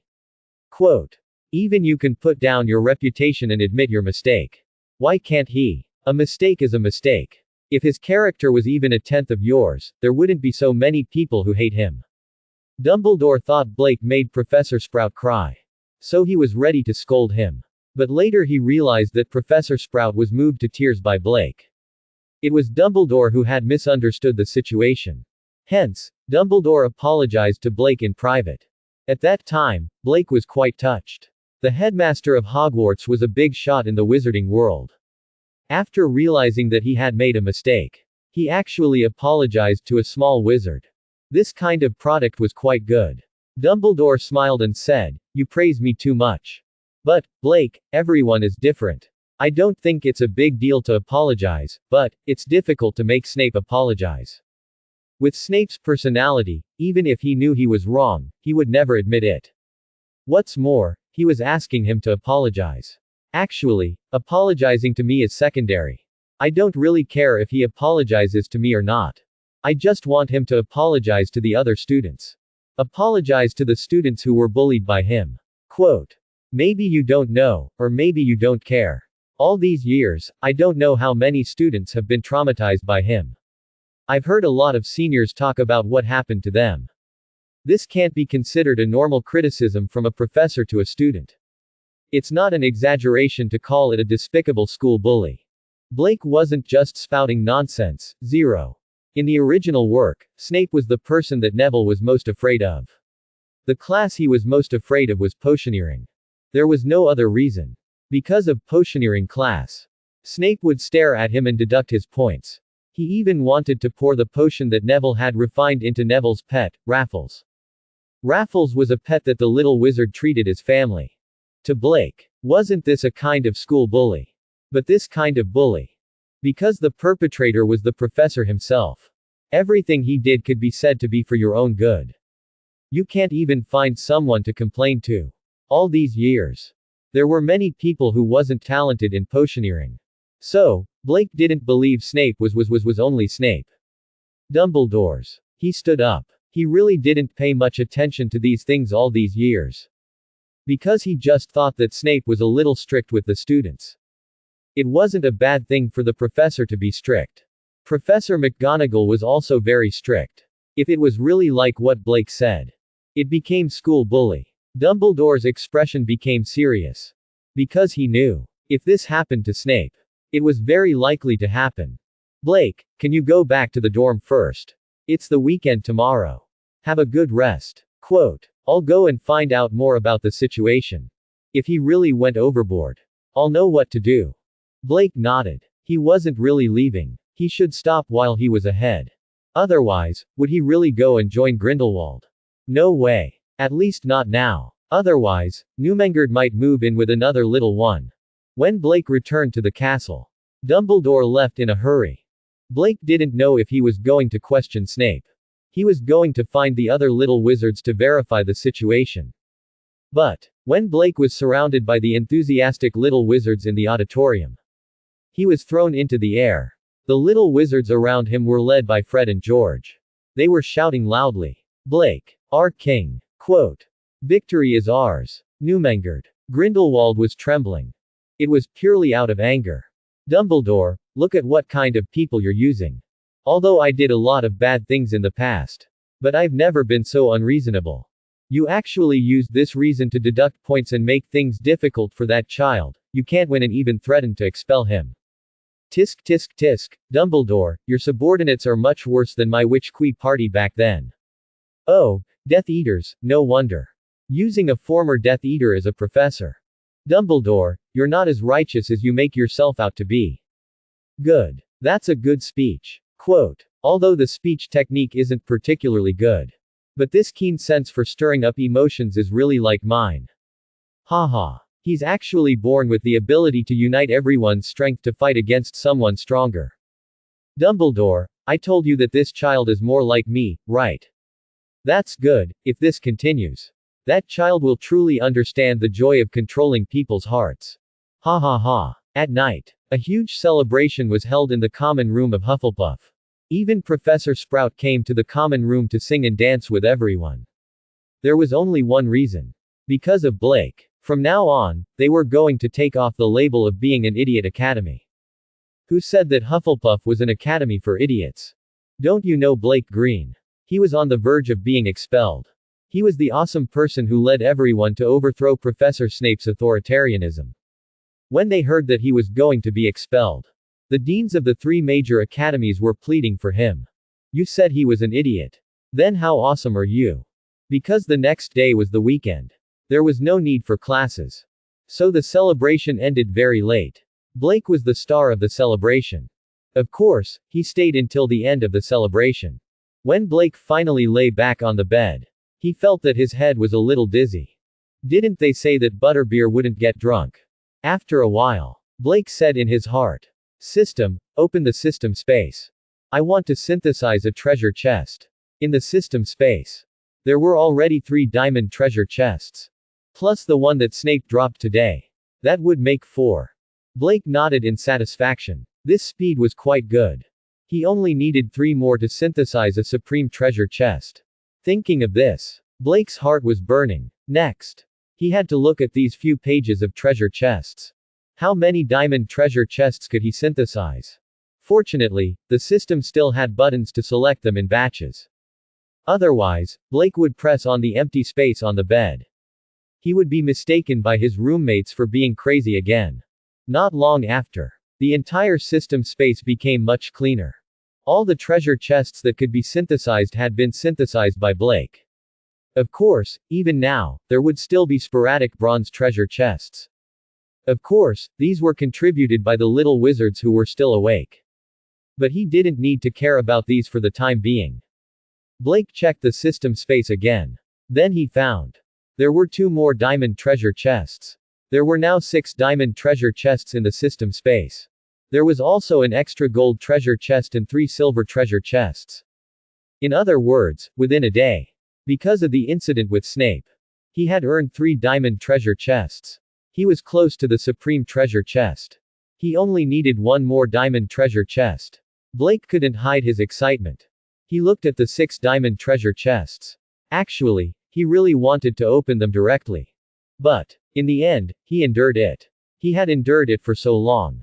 Now, he only needed 1 more diamond treasure chest to synthesize a supreme treasure chest. He didn't need to endure it for a little longer. Blake looked at the remaining gold treasure chest. Should I open a gold treasure chest to celebrate? Ding. Opening the gold treasure chest for the host. Quote. Ding. Congratulations to the host for obtaining 50 milliliters of Spirit Blessing Potion, Advanced Version. Quote. Spirit Blessing Potion. Good stuff. Quote. But what does Advanced Version mean? Blake clicked on the description. Then, he almost jumped up in excitement. Although ordinary Spirit Blessing Potions had the title of Lucky Potions. However, it was actually just a potion that strengthened the attributes of a level 30 human. It made people's thoughts clearer. While doing things. Relatively speaking, he would make the right choice. Actually, it did not have the effect of increasing one's luck. However, the effect of this advanced version of the Spirit Blessing Potion was far more than that. This was an advanced version of the Spirit Blessing Potion. Other than the increase in effect, It actually had the effect of increasing a person's luck. This was good stuff. One had to know the treasure chests of the same grade. The quality of the items were also different. Sometimes, the results would be better. So, what if he drank a drop of it? His luck had increased. He opened the supreme treasure chest again. In that case, he would definitely be able to obtain the supreme treasure chest. The highest level reward. Blake was ecstatic as he put the small bottle of potion into the absolutely safe system storage. He planned to use it when he combined the supreme treasure chests. His gaze landed on something in the system warehouse. It was an egg. It was when he opened the golden treasure chest. It was a random magical animal egg. As the name implied. It was a magical animal that could be tamed at random. But the quality and type of this magical animal. It was all random. It was possible to open an extremely powerful magical animal.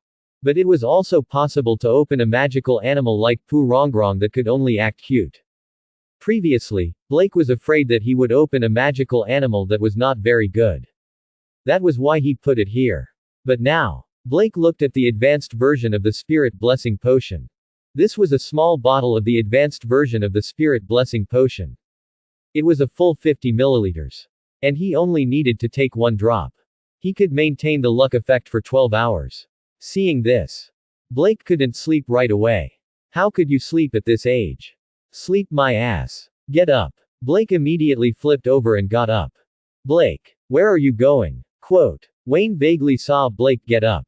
He asked casually. I drank too much. I'm going to the toilet. After Blake went out, he directly used the floating cloak to become invisible. Then he went straight to the room of all requests. Hatching the eggs of magical animals. It was safer to stay in the room of all requests. Because the environment there was now. Except for growing magical plants. He could also domesticate magical animals. But until now. There were only plants growing inside. There was not a single magical animal yet.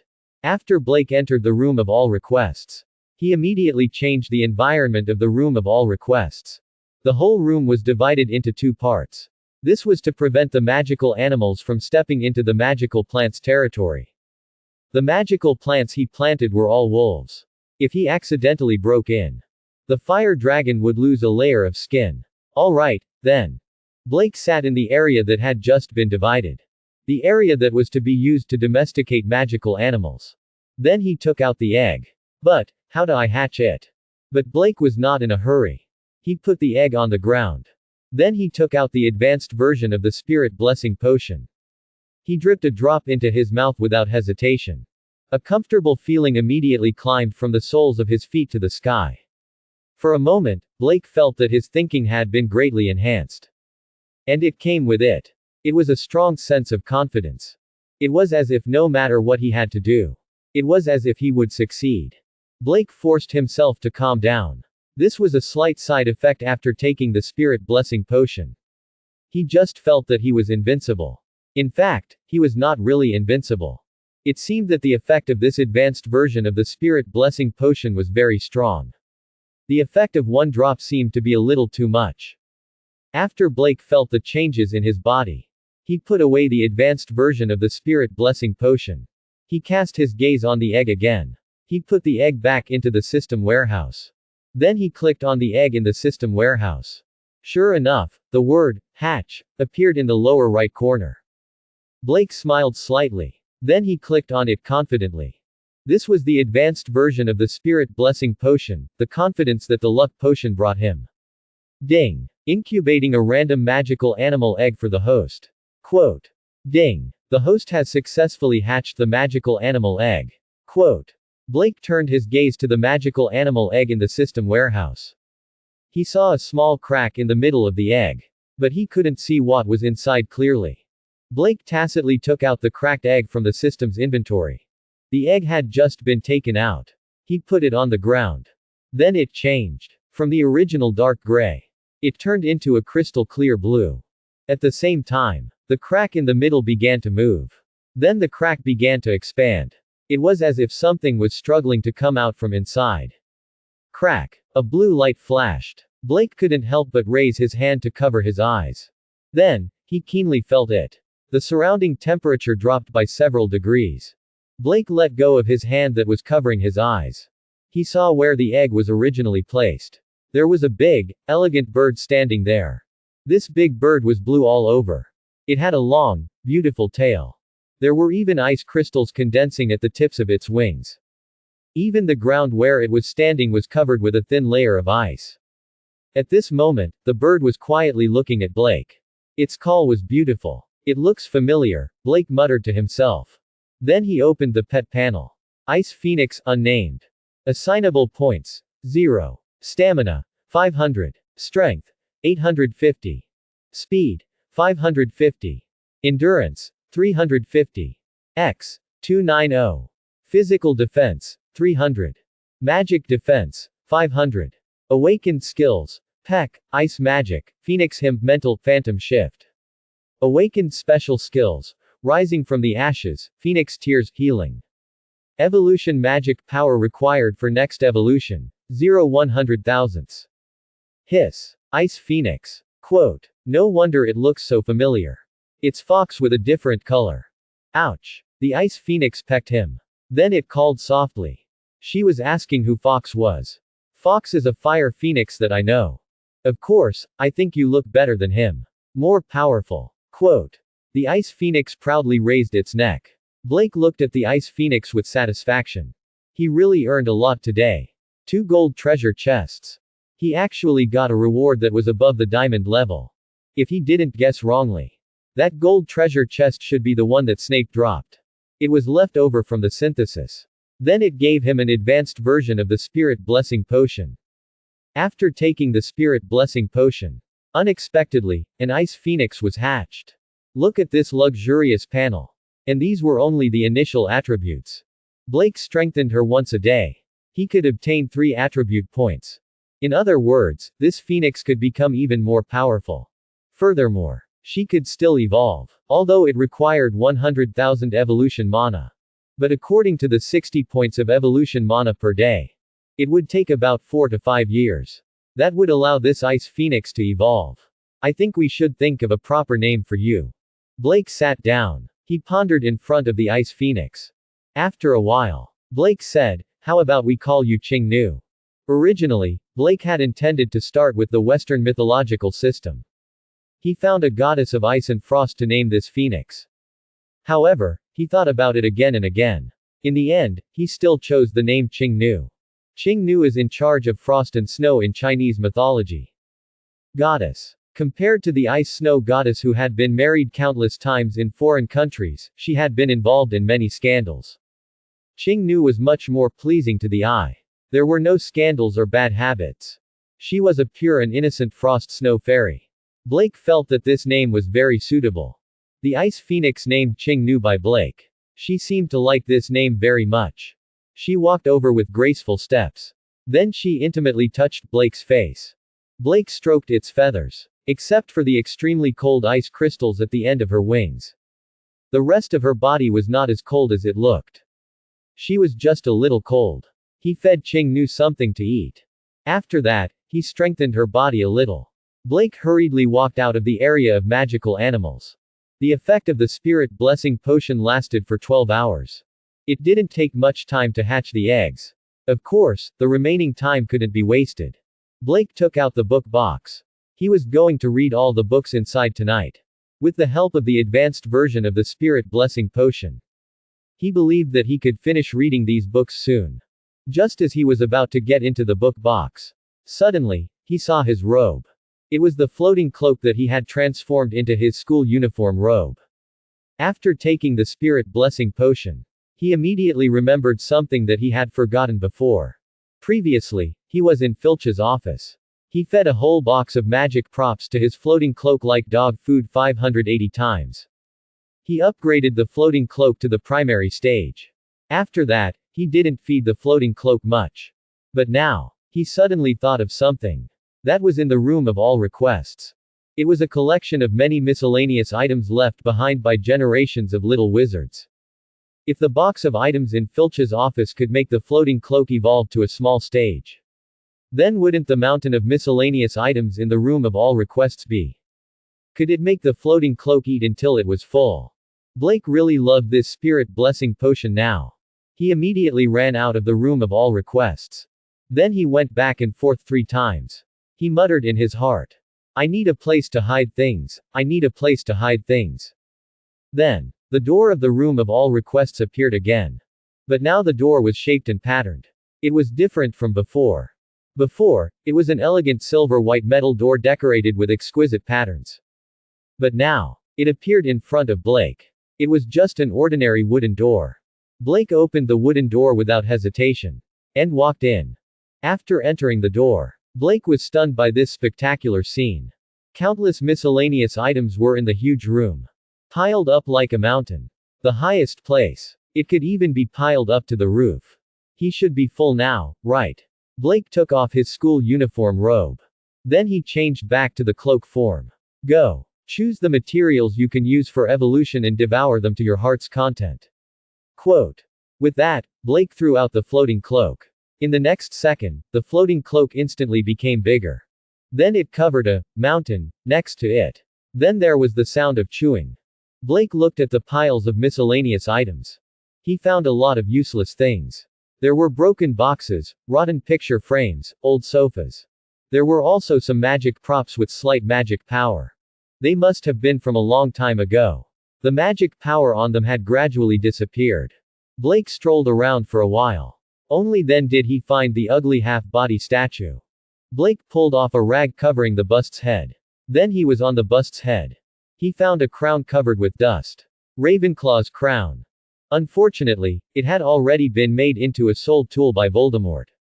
Blake didn't hesitate. He directly put the whole thing into the system warehouse. In the system warehouse, everything was still.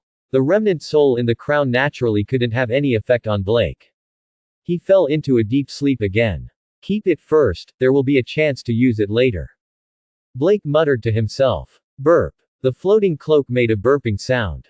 Ding. Congratulations to the host, you have successfully upgraded the beginner floating cloak blue version to the intermediate floating cloak blue version. Quote.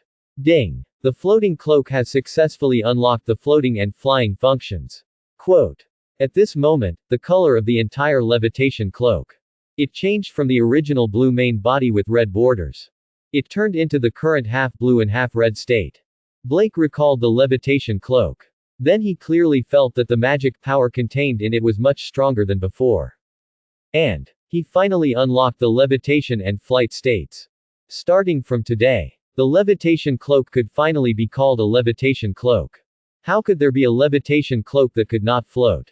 There were still many things in the room of all requests. But it seemed that the levitation cloak was full today. It could not continue to devour for the time being. After sizing up the levitation cloak, Blake intended to try the levitation function of the levitation cloak. He stretched out his hands. The cloak behind him fluttered. Holding his body, it slowly flew up. Blake was pleasantly surprised. The whole cloak was like a part of his body. He could control the direction of flight at will. He could go fast or slow as he pleased.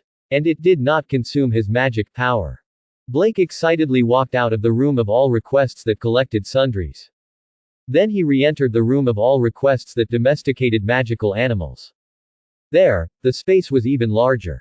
He wanted to test the flying speed of the levitation cloak. In the room of all requests, Blake was in the simulated sky. He was flying to his heart's content.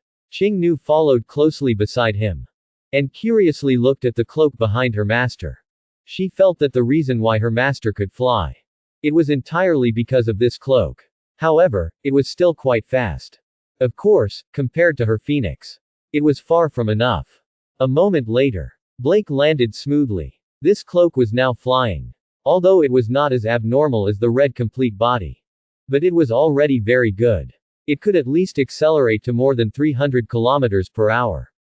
As for why it did not fly faster, that was because Blake did not bring any protective tools. This time, he lay down. It was cool to fly. But his face was almost blown askew. However, Blake was still very satisfied. Actually, as long as he could fly faster and more effortlessly than transforming into a bird, he would be able to fly faster. That was enough. In any case, this hovering cloak could make him invisible. If he wanted to hide his tracks, there was no need for him to transform. Blake changed his cloak back to his school uniform. Then, he touched his face that was a little numb from the blowing. Perhaps, he could try the curse of the head next time. Time passed quickly. The night passed quickly. Blake didn't want to waste the blessing potion's buff time. Thus, he stayed up all night in the room of everything. Other than flipping through the books. It was the research of magic scroll technology. At 8 or 9 o'clock in the morning, he was still in the room of instant gratification. Anyway, there was no class on Saturday. Marcus could not compete with Wood for the Quidditch training ground. Therefore, he had a lot of time to squander today. He spent the next 12 hours. He could just go back to sleep. Anyway, Baker would bring him food. Blake put down the magic scroll research that he had made a breakthrough in. Just as he was about to start studying Nico LeMay's notes, the door to the room of all requests was opened. I knew you would be here. Cassandra put down a small backpack. Then she dragged a chair and sat next to Blake. It's so early. Have you had breakfast? Blake shook his head and said in a muffled voice. Not yet. In fact, Baker had already put the food on the side. It was just that Blake forgot to eat. You didn't sleep all night, did you? Cassandra looked at Blake's two big dark circles in surprise. How can you sleep when you're at the age to work hard? Why sleep when you're alive? Sleep when you're dead. Blake muttered a few words to refresh himself. Then he picked up a cup of coffee and poured it into his mouth. You're not sleeping for a long time. You didn't sleep at all. Blake picked up a piece of cake and stuffed it into his mouth as he read. He said somewhat vaguely, it's not easy to have time to read. I don't want to waste it on meaningless sleep. Cassandra rolled her eyes at Blake. Can't you swallow your food before you speak? It's very rude. Also, focus on eating. What's with you reading and eating at the same time? But Blake still did as he pleased. After finishing the breakfast on the plate like a whirlwind sweeping away the clouds, he continued to bury his head in his book. There was no other way. The pleasure of the experience bar rising crazily was really fascinating. And this kind of increase. It was really satisfying. Cassandra saw that Blake continued to indulge in his book and ignored him. She had to take out her homework from her small backpack. She would finish her preparations here. In the room of all requests. It was much more comfortable than the stuffy library. Suddenly, her eyes caught sight of a door not far away. This door was in this wide planting field. It seemed a little different. She wondered why she didn't see such an eye-catching door just now. Blake, what's with that door? Oh, that's my new oyster for raising magical animals. Oh, Cassandra felt a little strange. Because she knew. Blake was now in the room of all requests. It seemed that there were no magical animals for the time being. Why do you suddenly want to do this area? Cassandra glanced at the large pile of highly dangerous plants over there. Then she knew what kind of magical animals Blake wanted to raise. Don't tell me you want to raise a bunch of 8-eyed giant spiders or something like that. If you raise that kind of thing, I don't want to go in. Blake glanced up at Cassandra. 8-eyed giant spider. It's small, the layout is still small. Quote. Cassandra's little face turned pale. Could it be something more terrifying than the 8-eyed giant spider? Of course. Blake laughed. Who dared to say that the ice phoenix was not more terrifying than the 8-eyed giant spider? But Cassandra was thinking in her head. It was a monster more ferocious and terrifying than the 8-eyed giant spider. That thing you raised can't come out, right? How about, I don't come here either. Cassandra looked at the door every time. She had a creepy feeling in her heart. It seemed that in the next second, a hairy spider leg was about to suddenly come out of the door. Blake shook his head. If I don't open the door, she won't come out. Don't worry. I'll let it out for you to see later. Quote. Cassandra waved her hand repeatedly. No. Quote. I don't want to see it. Blake looked at the frightened Cassandra with a puzzled expression. Huh. Why, it's obviously very beautiful. Quote. Cassandra said with a pale face. Beautiful, you said the 8-eyed giant spider was cute last time.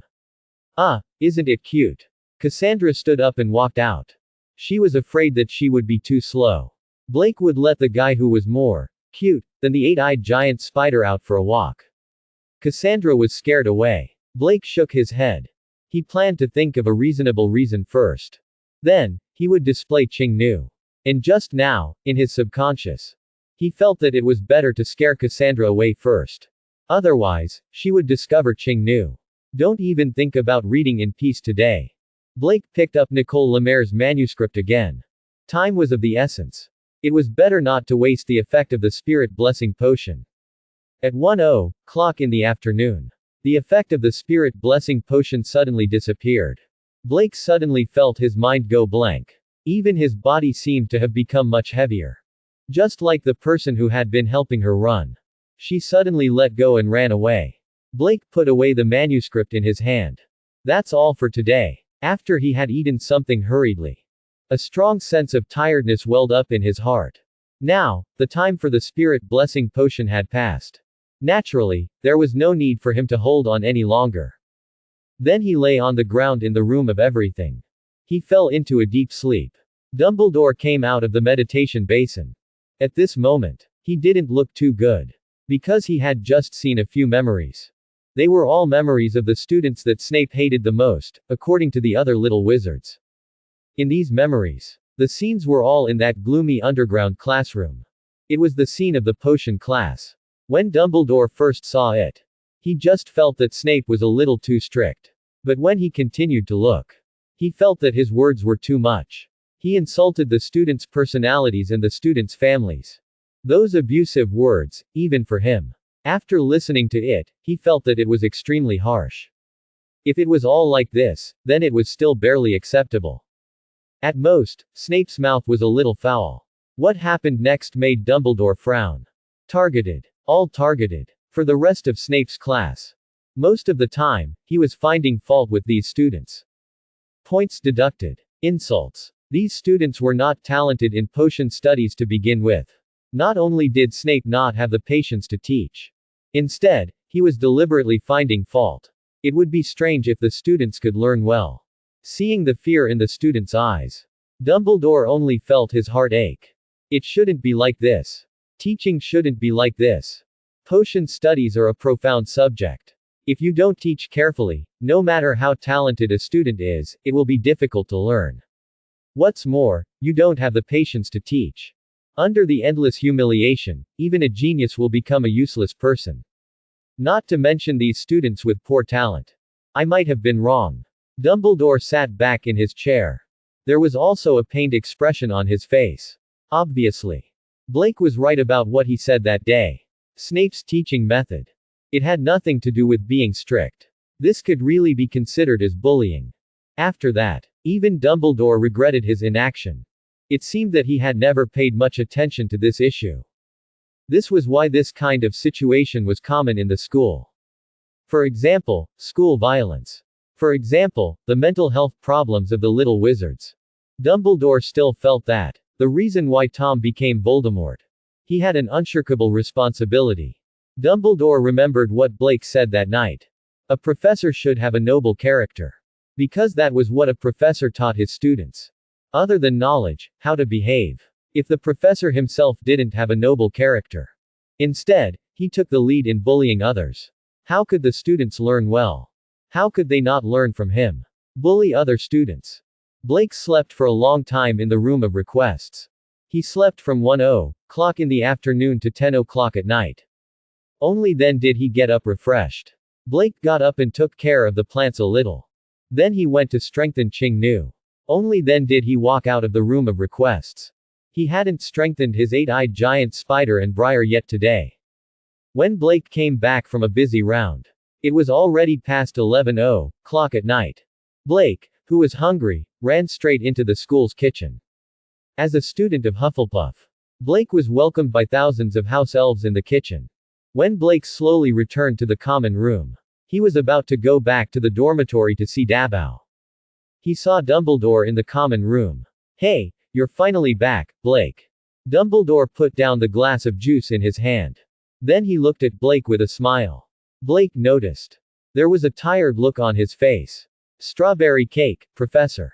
A senior from Hufflepuff shyly gave him a strawberry cake. Dumbledore quickly took it. She smiled and said, "Thank you, Miss Jones. I really like this one." Quote. The senior who was called Miss Jones blushed and ran away. Why are you here? Blake was a little nervous now. After all, he had slept in the room of everything for the entire day. It could be said that his whereabouts were unknown. It would be bad if Dumbledore suspected that he had met with Grindelwald in private. In fact, I can go to every common room in the academy. Blake ideographic period. But I still prefer Hufflepuff's common room. Because desserts are the most abundant here. Dumbledore blinked. Blake scratched his head, unsure of Dumbledore's intentions. Of course, he didn't come to the Hufflepuff common room for dessert. I've been looking for you the entire day, Blake. Although your roommates are trying their best to say that you only left the dormitory this morning, Zhao Zhao said. But, I can always see things that others can't. Obviously, Wayne and Roger didn't want to tell the principal. His roommates didn't return home at night. But they were lying. Under Dumbledore's mind extraction, there was nowhere to hide. I went out last night, Professor. Don't blame them for lying, they had good intentions. Can you tell me where you went? I'm sorry, Professor, I violated the school rules. Blake said, I went to the Forbidden Forest, because I heard that there are many magical animals that I've never seen before. Then Blake saw a relieved expression flash across Dumbledore's face. What the hell? I broke into the Forbidden Forest. I wandered around the Forbidden Forest for the entire night and the entire day. Why do you feel as if a heavy burden has been lifted off your shoulders? You really suspected that I went to see Grindelwald, right? I see, looks like you gained a lot in the Forbidden Forest. Otherwise, you wouldn't have come back so late.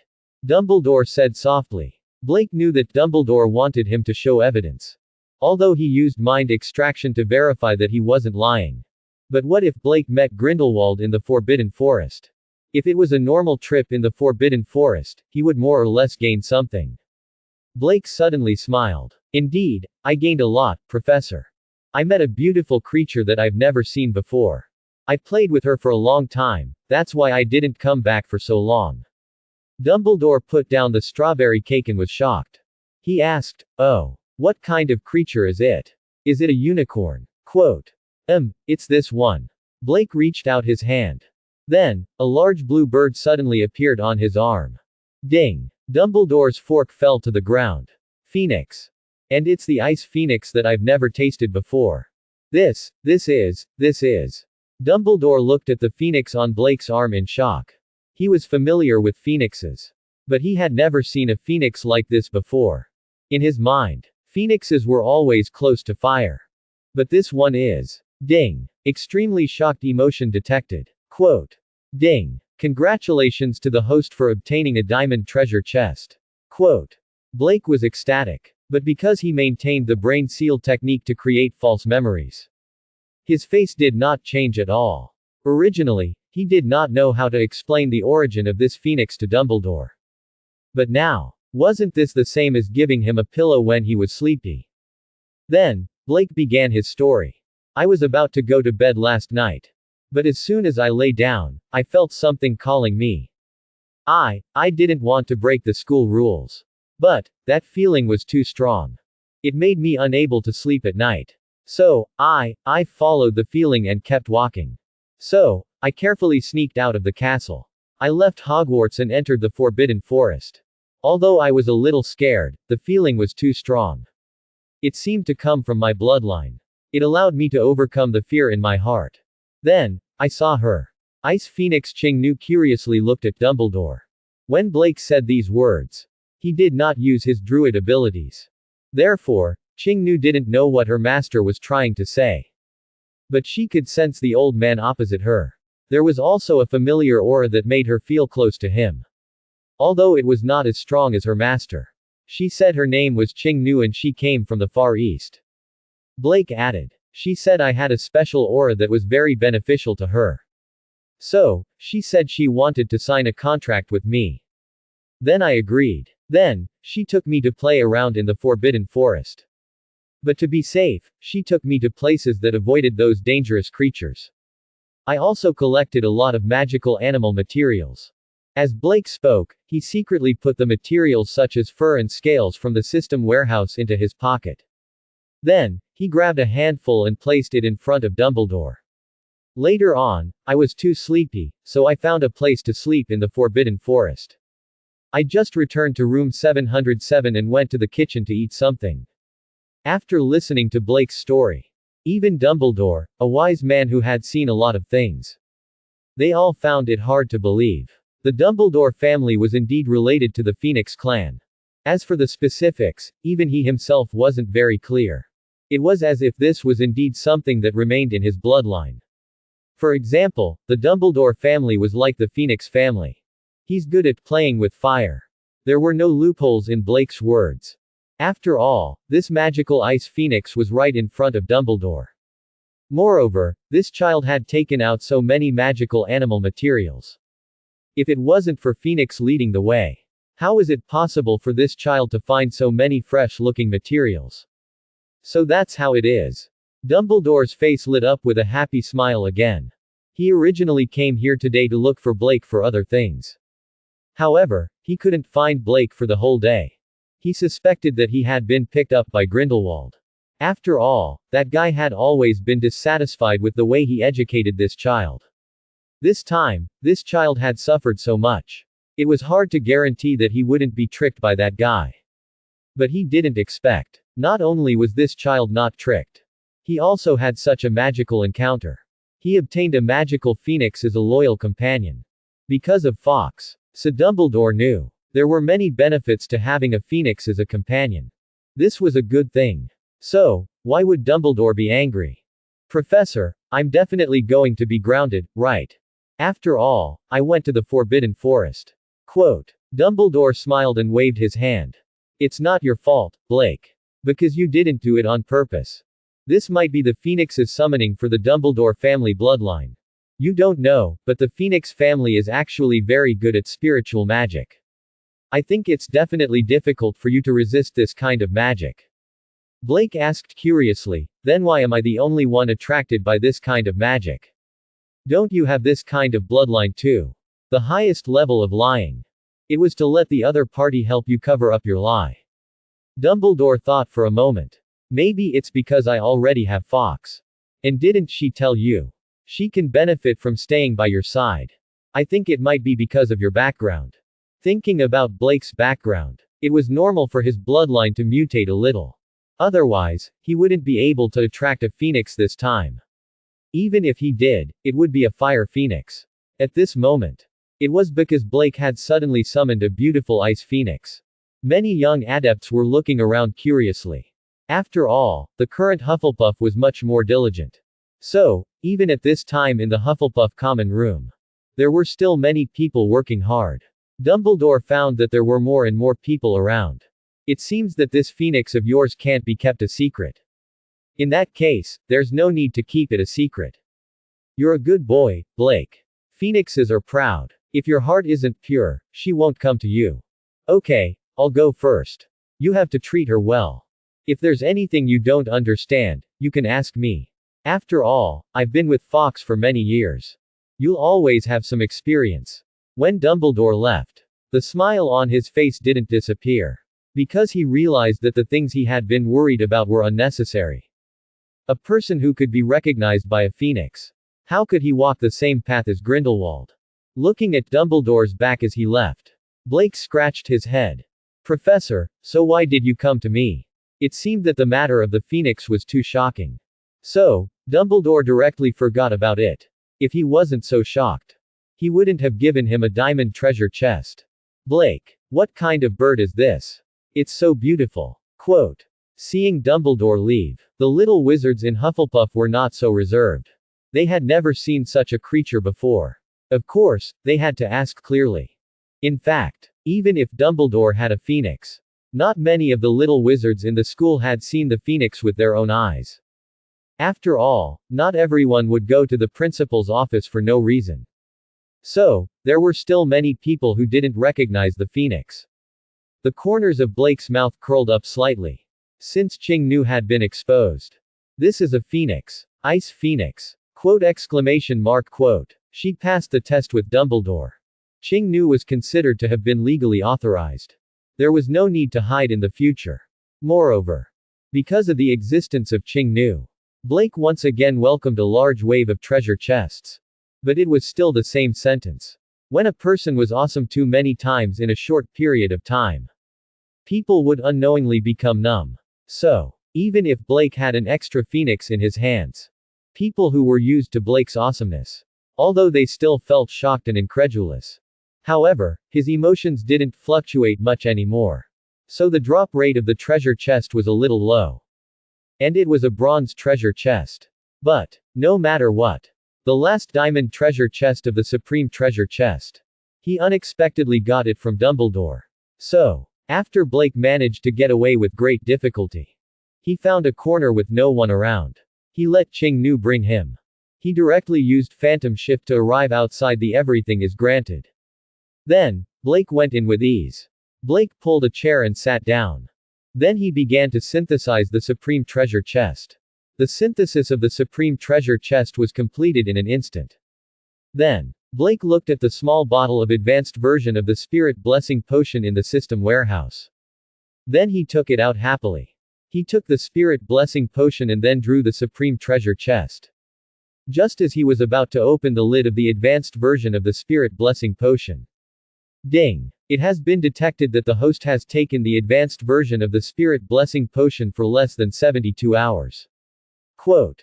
Ding. Taking the advanced version of the Spirit Blessing Potion in a short period of time will cause strong side effects. Ding. Do you want to continue taking it?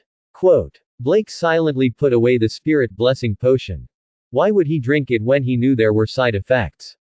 It was better to wait until the time was up.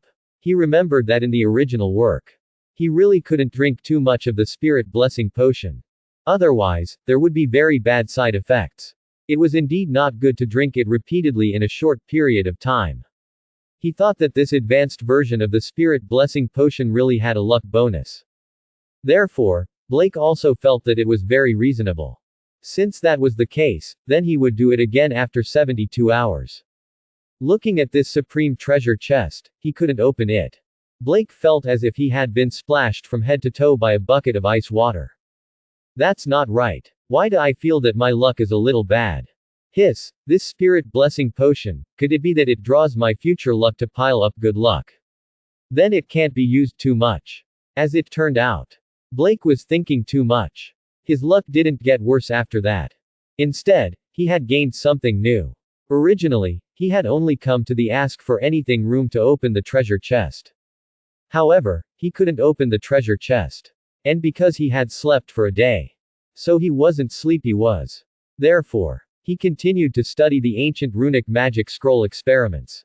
This was a magical version of the talisman.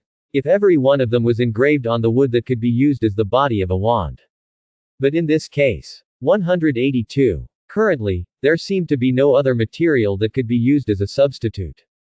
Just as Blake was carving the ancient runic script on the wood, he suddenly recalled a story. Therefore, it was easy for people to hurt their feet while walking. So a king who cared for his people, he ordered the roads of the whole country to be closed. They were all covered with cowhide. With cowhide on the ground, the people naturally wouldn't hurt their feet. It was really expensive to do this. There were so many roads in a country. How could it be covered with cowhide? Then a wise man spoke to the king. He could wrap the cowhide around his feet. In that case, he could use a small number of cowhide. Protect the feet of the people in the country. Then there were shoes. Of course, this story was made up by later generations. But it gave Blake an important hint. Now, walnut wood metaphysics. Wasn't it just covering the ground with cowhide? In fact, it was necessary to detonate this magic version of the talisman. It was just the magic power in the area where the ancient rune was engraved on the wood. The other places were purely wasteful. After Blake figured this out, he suddenly understood. He thought of the Eastern Taoist talismans. They were also drawn with cinnabar. Therefore, if he used materials with magic power, he would be able to use them. He would write the ancient rune on paper. Then he would directly trigger the magic power in the handwriting. Wouldn't that do? Considering the time delay effect of the lead. It could also be after writing the ancient rune. He would deliberately draw an extra stroke and then put it on the ancient rune handwriting like a lead. Blake thought of it. He would do it immediately. He first took out a small bottle. This was a small bottle of dragon blood that he got from opening the box. It was a material for making magic potions. There must be magic in this thing. So, Blake used this as an experimental material. He took a piece of parchment. Then he took out a quill. After dipping it in the dragon blood, he wrote 2 ancient runes on the parchment. One meant the word, big. It was an ancient rune without any magic power. The other was an ancient rune that represented the word, fire. This was magic. Blake had tested it a long time ago. These 2 ancient runes were combined. It became fire. It could indeed increase the power. This kind of ancient rune with a single character. The usage was surprisingly similar to Chinese. This was also something that Blake had not expected before. He got a stone. Then he put it in the open space. Then he put the ancient rune parchment with the blood-red handwriting. He put it on the stone. Then, it was activated. Blake set it off like a firecracker. After unsealing the magic power on the dragon blood, he left immediately. A few seconds later, the parchment stuck to the stone instantly turned into a ball of fire. It burned the entire stone black. It's done. Blake clapped his hands happily. Next, he just needed to use something cheaper to make paint. Then he could make magic scrolls with great offensive power in batches. Or rather, magic versions of talismans. Of course, there were different combinations of ancient rune. He had to experiment more. He had to find more powerful combinations. He could make more powerful magic talismans. That night, Blake stayed in the room of all requests as usual. It was just because he didn't have the effect of the elixir of fortune. So he fell asleep in the middle of the night. Until the next morning. Cassandra and Hermione came to the room of all requests at the same time. They wanted to verify a rumor with Blake. They all said you have a phoenix. I think they're all crazy. How can you have a phoenix? It's strange. Did you do something strange again and then, made everyone misunderstand? The 2 of them spoke one after another and woke Blake up from his sleep. Blake scratched his messy hair. What strange thing? They said you have a phoenix, Hermione said with a smile. Tell me, what did you do to make them misunderstand? Blake scratched his head. Misunderstand? No. Quote. Cassandra and Hermione looked at each other. What do you mean? You can't be telling me that you actually have a phoenix, right? Blake patted his head. I should really strengthen her today. Strengthen. I mean feed her. Blake stretched out his right hand. Then, a blue light flashed. A beautiful and elegant blue bird appeared on Blake's arm. Ding. 2 extremely shocked emotions were detected. Ding. Congratulations to the host for obtaining 2 gold treasure chests. Quote. Blake nodded with satisfaction. Gold treasure chests. This proved that his luck didn't worsen because of the elixir of fortune. Cassandra and Hermione opened their mouths in shock. They didn't close it for a long time. You really have a phoenix. Even Cassandra couldn't maintain her ladylike posture. It was too shocking. In this world, there seemed to be only 2 domesticated phoenixes. One was Fox from Dumbledore. The other was called Sparkle. It was the New Zealand Quidditch team. The mascot of the Matora Macaw team. And now, there seemed to be one more. And it was a very special ice phoenix. If Cassandra remembered correctly, this was the first ice phoenix to appear in the world. Can I touch it? It's her, Cassandra. Phoenixes were very proud. Of course, there are very few such beautiful creatures in this world. The last sentence was meant for Qing Nu. Sure enough, she heard Blake praise her beauty. Qing Nu happily raised her proud neck. Blake placed Qing Nu on the ground. Her name is Qing Nu. They come from the east. Quote. By the way, you can feed her. Let's cultivate our relationship. Maybe she'll let you touch her. Blake took out a bucket of fresh fish. He gestured to the 2 of them to feed Phoenix. The 2 girls happily took the buckets. He began the long process of gaining the Phoenix's trust. Blake took the breakfast that Beck had left on the side. First, he took a sip of the warm coffee. After pondering for a while, he took out a pen and started writing on the parchment. It seemed to be a letter. Have you decided? Dumbledore. Snape stood in front of Dumbledore with an expressionless face. Dumbledore sighed. What do you want me to decide? Snape was silent for a while. Of course it's to decide what to do with me. So, have you realized your mistake? Snape was silent again. But this time, he didn't speak. It's not a big deal to bravely admit your mistake, Severus. Didn't you find me back then, and then bravely admit that you made a big mistake? Snape's face turned pale. It was as if a wound had been torn open again. I thank you for taking me in, Dumbledore. But now it seems that I should go. Because it seems that now everyone in this school hates me. Quote. There's no point for me to stay any longer. Dumbledore crossed his arms and looked at Snape quietly. Maybe we can change our perspective, Severus. You said that everyone in this school hates you and doesn't like you. Then, I want to ask you, right now, in this school, is there anyone you like? Snape's mouth twitched. The answer was, of course, no. Not now. Even back then, there was only one person. Yet, he had personally pushed that person away from his side. He had pushed her to the person he hated the most. Thinking about this, Snape felt as if a knife was piercing through his heart. Now, there was only a feeling of regret spreading in his heart. Dumbledore continued. Feelings are mutual. If you don't like other people, then what about you? If you only hated them, then what others will return to you is only the same feeling of disgust. Snape felt as if his lips were about to bleed. If he hadn't said that word back then, if he hadn't said that word out loud, he wouldn't have brought that malice to Lily. Then Lily wouldn't have completely cut off her feelings for him in return. Then, would things have continued to develop in that way? Maybe, it would have still become like that. Ever since he joined those people and started experimenting with black magic. Lily had already gotten further and further away from him.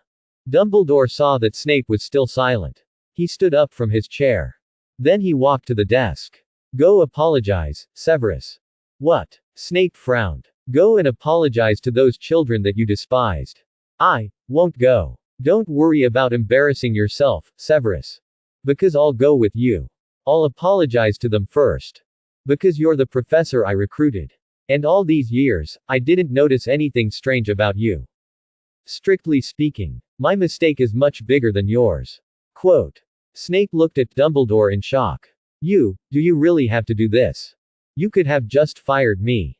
Dumbledore walked past him. He said softly, really? Fired and left Hogwarts. Then, he exposed Lily's child to that person. Snape turned around abruptly. He stared at Dumbledore. At this moment, Dumbledore had already walked to the door. So, are you coming with me? Or, are you going to leave Hogwarts now? Quote. Snape's face was dark. Suddenly, he flung his black cloak. He quickly walked past Dumbledore. Go. During lunch. Because it was Sunday. Therefore, there were a lot of people. Blake also left the room of everything with Cassandra and the others. They arrived at the auditorium. Then, the three of them went their separate ways. They went to the long tables of their respective academies to eat. Blake. Here. Quote. Cedric waved his hand. Blake put the book in his pocket. Then, he walked over quickly. Cedric saw Blake walking over. He hurriedly said with great interest, I heard. Yes, I have a phoenix. Blake interrupted Cedric's question. She likes to eat fresh fish. She doesn't breathe fire, Blake continued.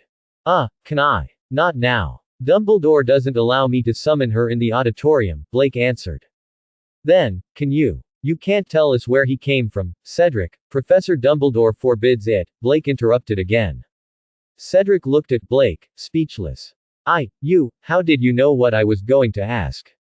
Experience, Cedric. Ever since I knew you were a gossipy guy, I was prepared. I think you misunderstood me, Blake. Then did I answer what you wanted to ask?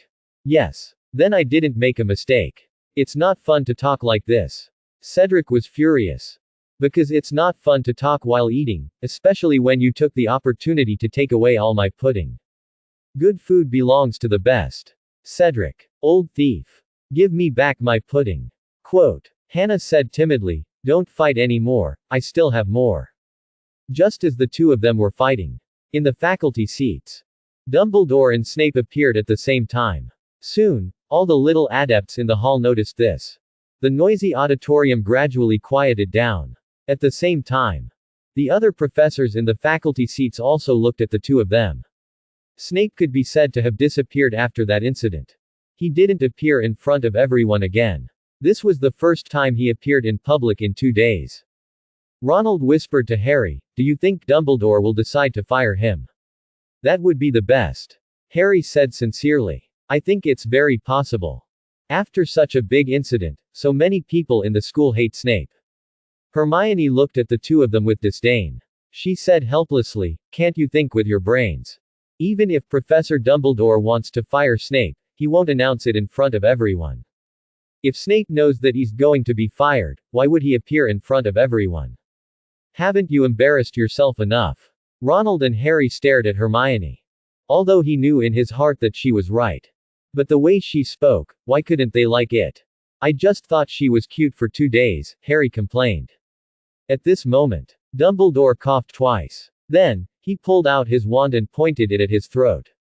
Everyone, quiet down. His loud voice silenced the noisy auditorium. Sorry for disturbing everyone's meal. But there are some things that I have to explain to everyone. Dumbledore looked around the auditorium. Then, he continued. In the past, it was because of my negligence. I neglected the way the professors treated the students. As a result, many students were hurt. As the principal, I have a lot of responsibility for this. Now, I'd like to apologize to these children. Dumbledore then bowed in the direction of the auditorium. In the auditorium, many of the young wizards were surprised. They didn't expect Professor Dumbledore to apologize first. Then, Dumbledore straightened his back and continued. I promise that from today onwards, I'll pay attention to the teaching methods of every professor. I'll put an end to the unfair treatment of students, targeting, insulting, and so on, bullying of students by professors. As soon as Dumbledore finished his sentence, the auditorium was filled with applause. Dumbledore raised his hand and pressed it down. When everyone's applause died down, he continued. Children, I think your Professor Snape has something to say to you. As he spoke, Dumbledore stepped aside. He looked at Snape. The corner of Snape's mouth twitched. He took a step forward. He looked at the countless pairs of eyes in front of him. Everyone was looking at him quietly. Snape opened his mouth and closed it again. This was really too difficult for him. Then, he looked at the countless pairs of eyes. He saw a pair of familiar eyes. At this moment, he felt a trace of courage in his body. Here, I would like to express my sincere apologies to those students whom I have treated unfairly, or insulted, in the past. Tu paused for a moment, then continued, here, I sincerely apologize. Snape's words came out in a staccato manner. He stuttered even more than Professor Quirrell. I promise, in the future classes, I won't make such a mistake again. After Snape finished his sentence, he glanced at Dumbledore and then at the students who were still silent. Then, he turned around and left the auditorium. Dumbledore glanced at his back. Dumbledore's off's eyes. To a certain extent, he couldn't leave Snape. He needed Snape was at Hogwarts. Dumbledore turned his head and said, that's right. Everyone heard Professor Snape's apology just now. I hope you can give Professor Snape a chance. I will supervise him as well. Strive for a fair and harmonious learning environment for everyone. At the long Hufflepuff table, Blake rubbed his stomach in satisfaction. He had already taken advantage of Cedric's shocked look at Snape's apology. He finished all the pudding in front of him. What was so good about Snape's apology? Desserts were better. Because he knew from the beginning. Snape would never leave Hogwarts. Dumbledore needed someone familiar with Voldemort to keep an eye on him. The other professors couldn't do it. Only Snape was suitable. So, Snape couldn't leave Hogwarts. And if Snape didn't want to leave Hogwarts, he had to cover up this matter as soon as possible. Apologize in public and seek everyone's forgiveness. That was the simplest way. Dumbledore apologized in order to convince Snape. He even apologized personally. Snape had no reason to refuse. And for Harry's safety, he wouldn't refuse. He had to stay at Hogwarts to protect Harry. And the students had already apologized when they saw Snape. Also, the headmaster and Snape had expressed and promised. This kind of situation would never happen again. So, what else could they say? This matter could be considered to have come to an end. But Neville, Harry, and the others would have a much better time in the future. Ah, Blake, you sneaked an attack. My pudding. Quote. That's my pudding door. The next few days. The days were quite dull.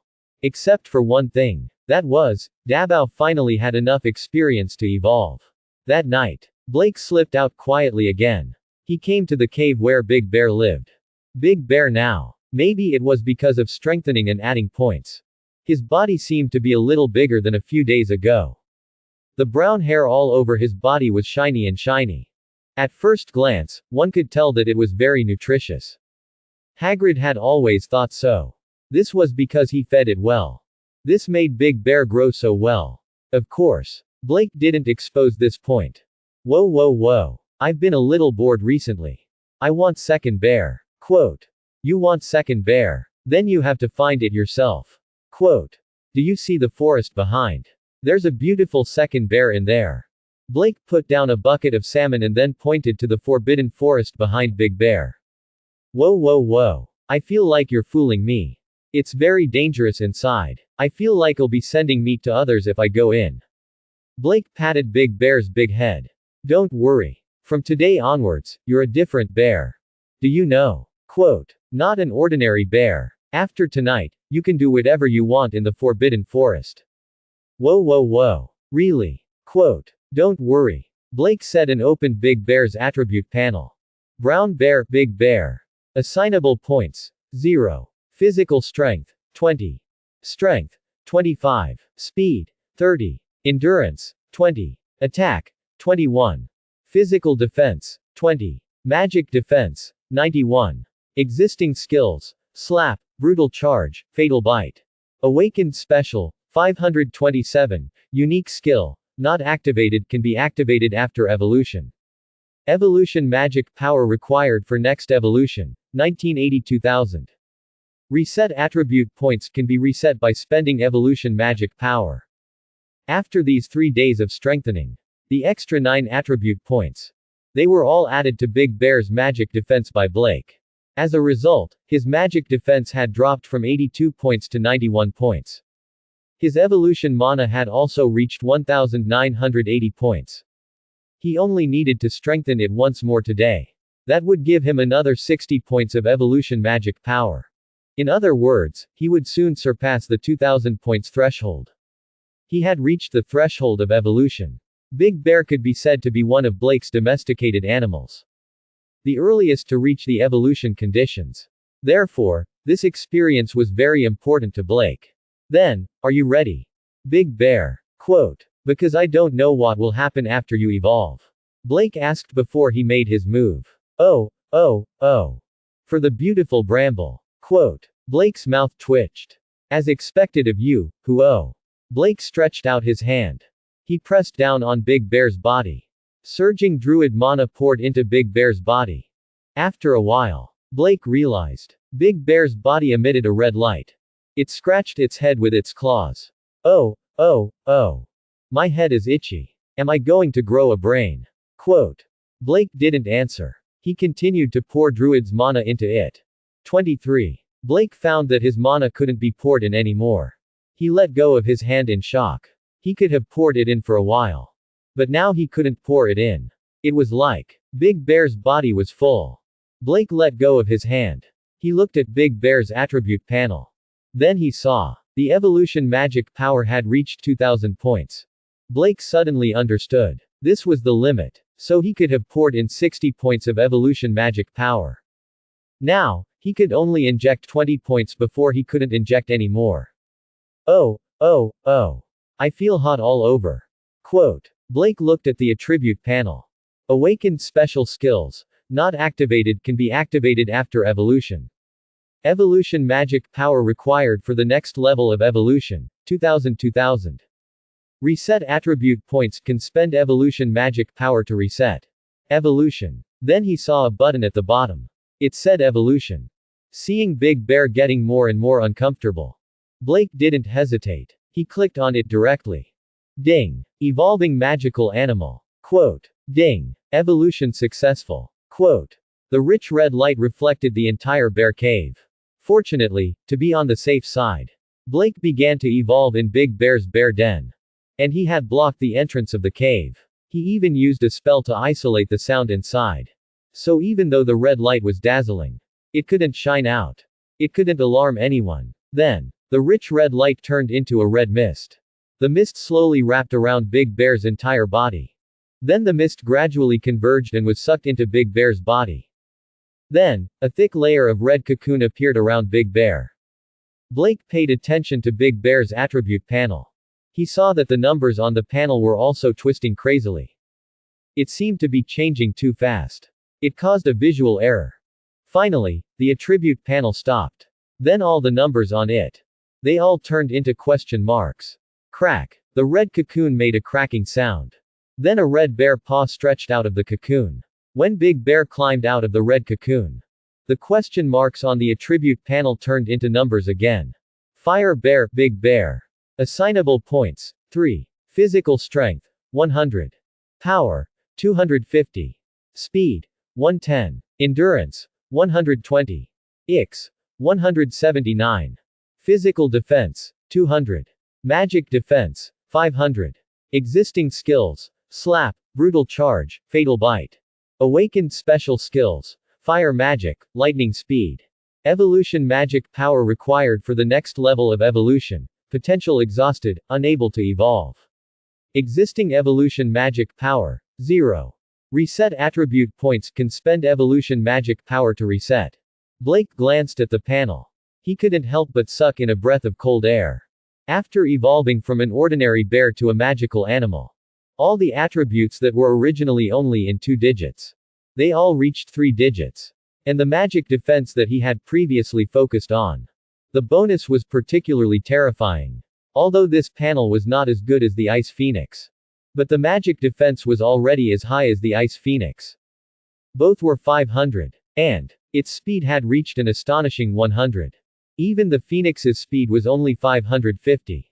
But the speed of the bear referred to its running speed on the ground.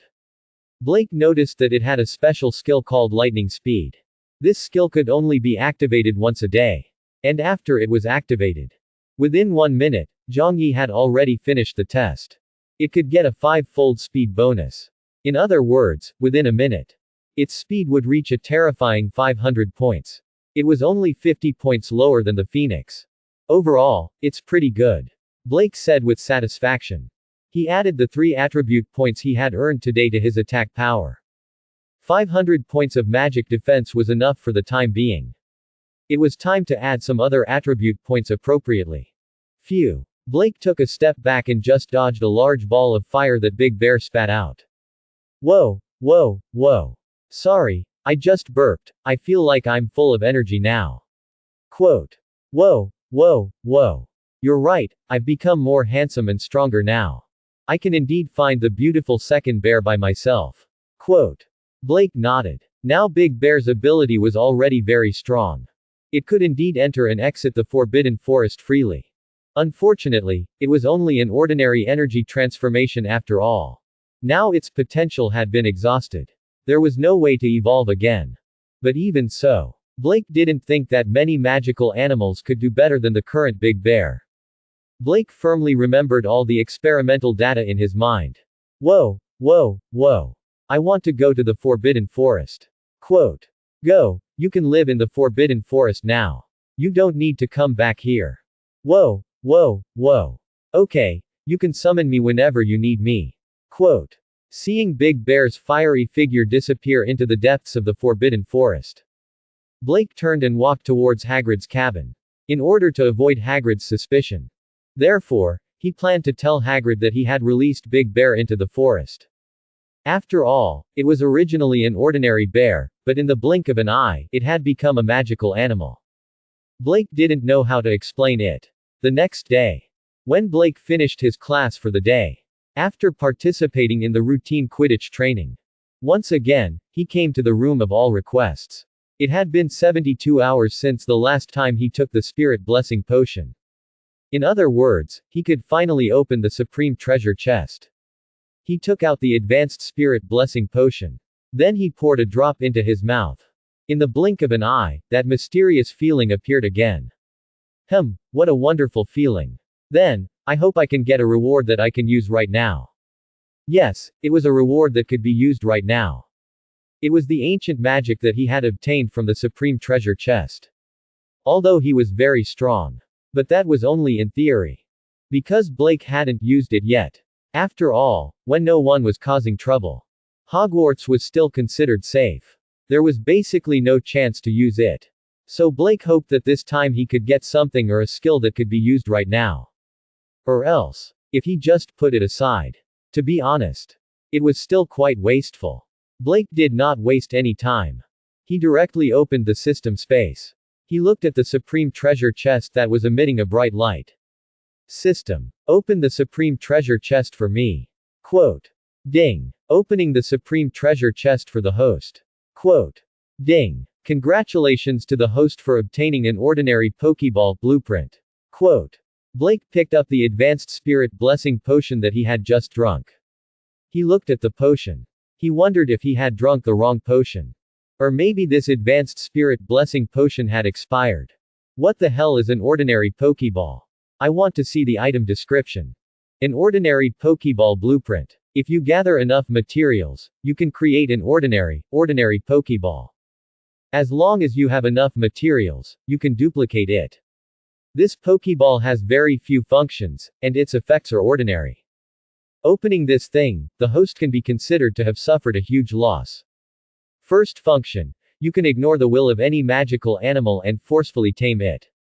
Ordinary to the point of being boring. Quote. Second function, you can collect the ball of a tamed magical animal and carry it with you without feeding it. The magical animal in the ball can be controlled by a spirit at any moment. The ball can strengthen your bloodline, replenish your evolved magic power, and you can get attribute points as a reward every day. Another mediocre function. Quote. Third function. In order to prevent the magical animal in the ball from being too boring, after the ball is entered, the magical animal will enter a different dream, and a random world will appear in the dream. Thus, the magical animal may learn skills that have never appeared in these worlds. This function is also ordinary. Quote. Blake stroked his chin. How is this mediocre? This is simply QTNL. Quote. Blake's eyes were filled with tears. With this thing, why would I need to work so hard to strengthen the magical animal every day? Moreover, with this thing, why would I need to keep the magical animal in the room of everything? I carry it with me at all times. That's right, if this thing is created. Did that mean that Big Bear could continue to ignore his potential and continue evolving? It could even allow magical animals to learn new skills in their dreams. This was even more perverse. Didn't this mean that he could become stronger just by sleeping? Most importantly, he didn't even need to feed her. Blake was so beautiful that snot bubbles were about to pop out of his nose. Hiss, that's right, I wonder if the materials used to make this are expensive. If the material of this thing was very expensive, then the price-performance ratio would not be high.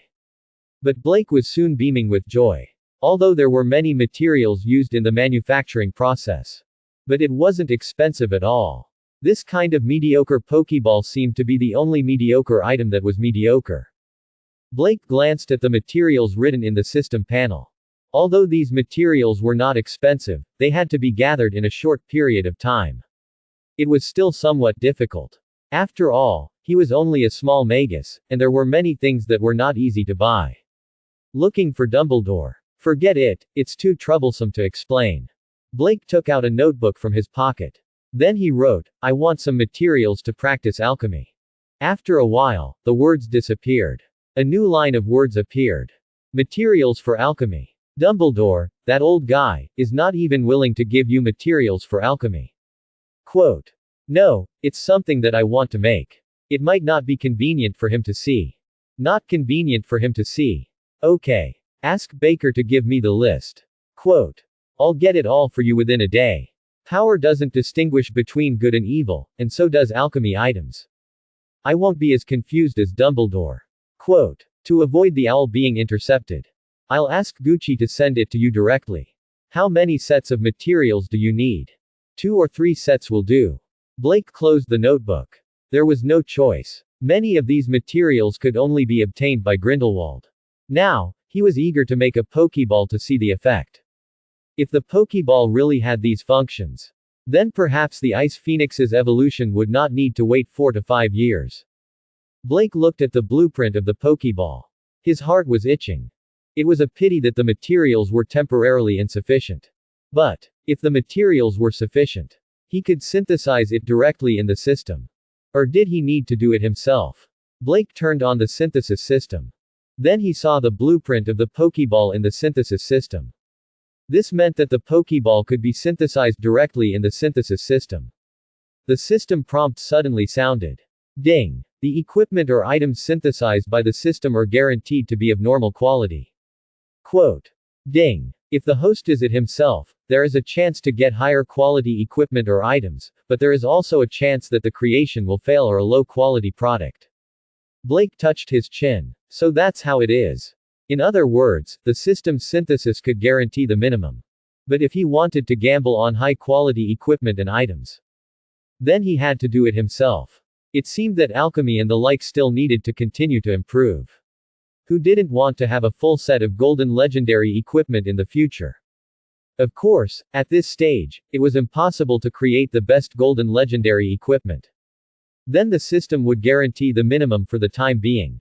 Especially items like the Pokeball. At this stage, there was no need for high-quality equipment. After all, the materials were limited. It was enough to get a few of the normal quality ones first. Then he would stuff his pets with the strongest combat power into it. Then he would leave a few free and go to the Forbidden Forest to catch a ferocious magical animal. Although he could also transform magical animals with his druid ability. But that would be too laborious. If he encountered a powerful magical animal, then brainwashing, the consumption would be greater when taming it. The Pokeball was more convenient. Blake's heart was full of expectations at this time. Then Blake put it in the system space.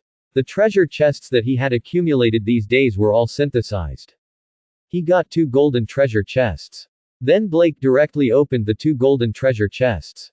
Because in Blake's opinion, with the blessing of the lucky potion, even if it was a golden treasure chest, he could still get something useful. Ding. Opening the golden treasure chest for the host. Quote. Ding. Congratulations to the host for obtaining an ice crystal bracelet blueprint. Quote. Ding. Opening the golden treasure chest for the host. 30 inches. Ding. Congratulations to the host for obtaining a lucky potion, advanced spirit blessing potion, magic potion formula. Quote. Lucky potion formula. Blake directly skimmed over the blueprint. He looked directly at the luck potion. The formula for the luck potion was out. This meant that in the future, he could concoct such a ridiculously effective luck potion himself. This potion could really increase one's luck. And most importantly, as long as the interval was 72 hours. It could be taken repeatedly. There were no side effects like the original version of the spirit blessing potion. One had to know that even a potion master like Slughorn wouldn't be able to do it. He had only drunk the spirit blessing potion twice in his life. Blake quickly looked at the recipe for the lucky potion. Then, he silently compared it to the potion formula of the spirit blessing potion. Blake had beginner potioneering mastery. He knew the potion formula of the spirit blessing potion. After comparing the two, he found out. The lucky potion and the spirit blessing potion were only partially similar. Many materials had also changed. For example, the original formula. 1 drop of blood from a 3-month-old unicorn. It was replaced with 3 drops of phoenix tears. And the original formula, 1 foot of unicorn horn. It was also replaced with 1 gram of unicorn horn powder. And the time to brew the luck potion was only 1 pot of the original spirit blessing potion. One had to know that the original spirit blessing potion, from the beginning to the end. Without more than 6 months, one wouldn't be able to succeed.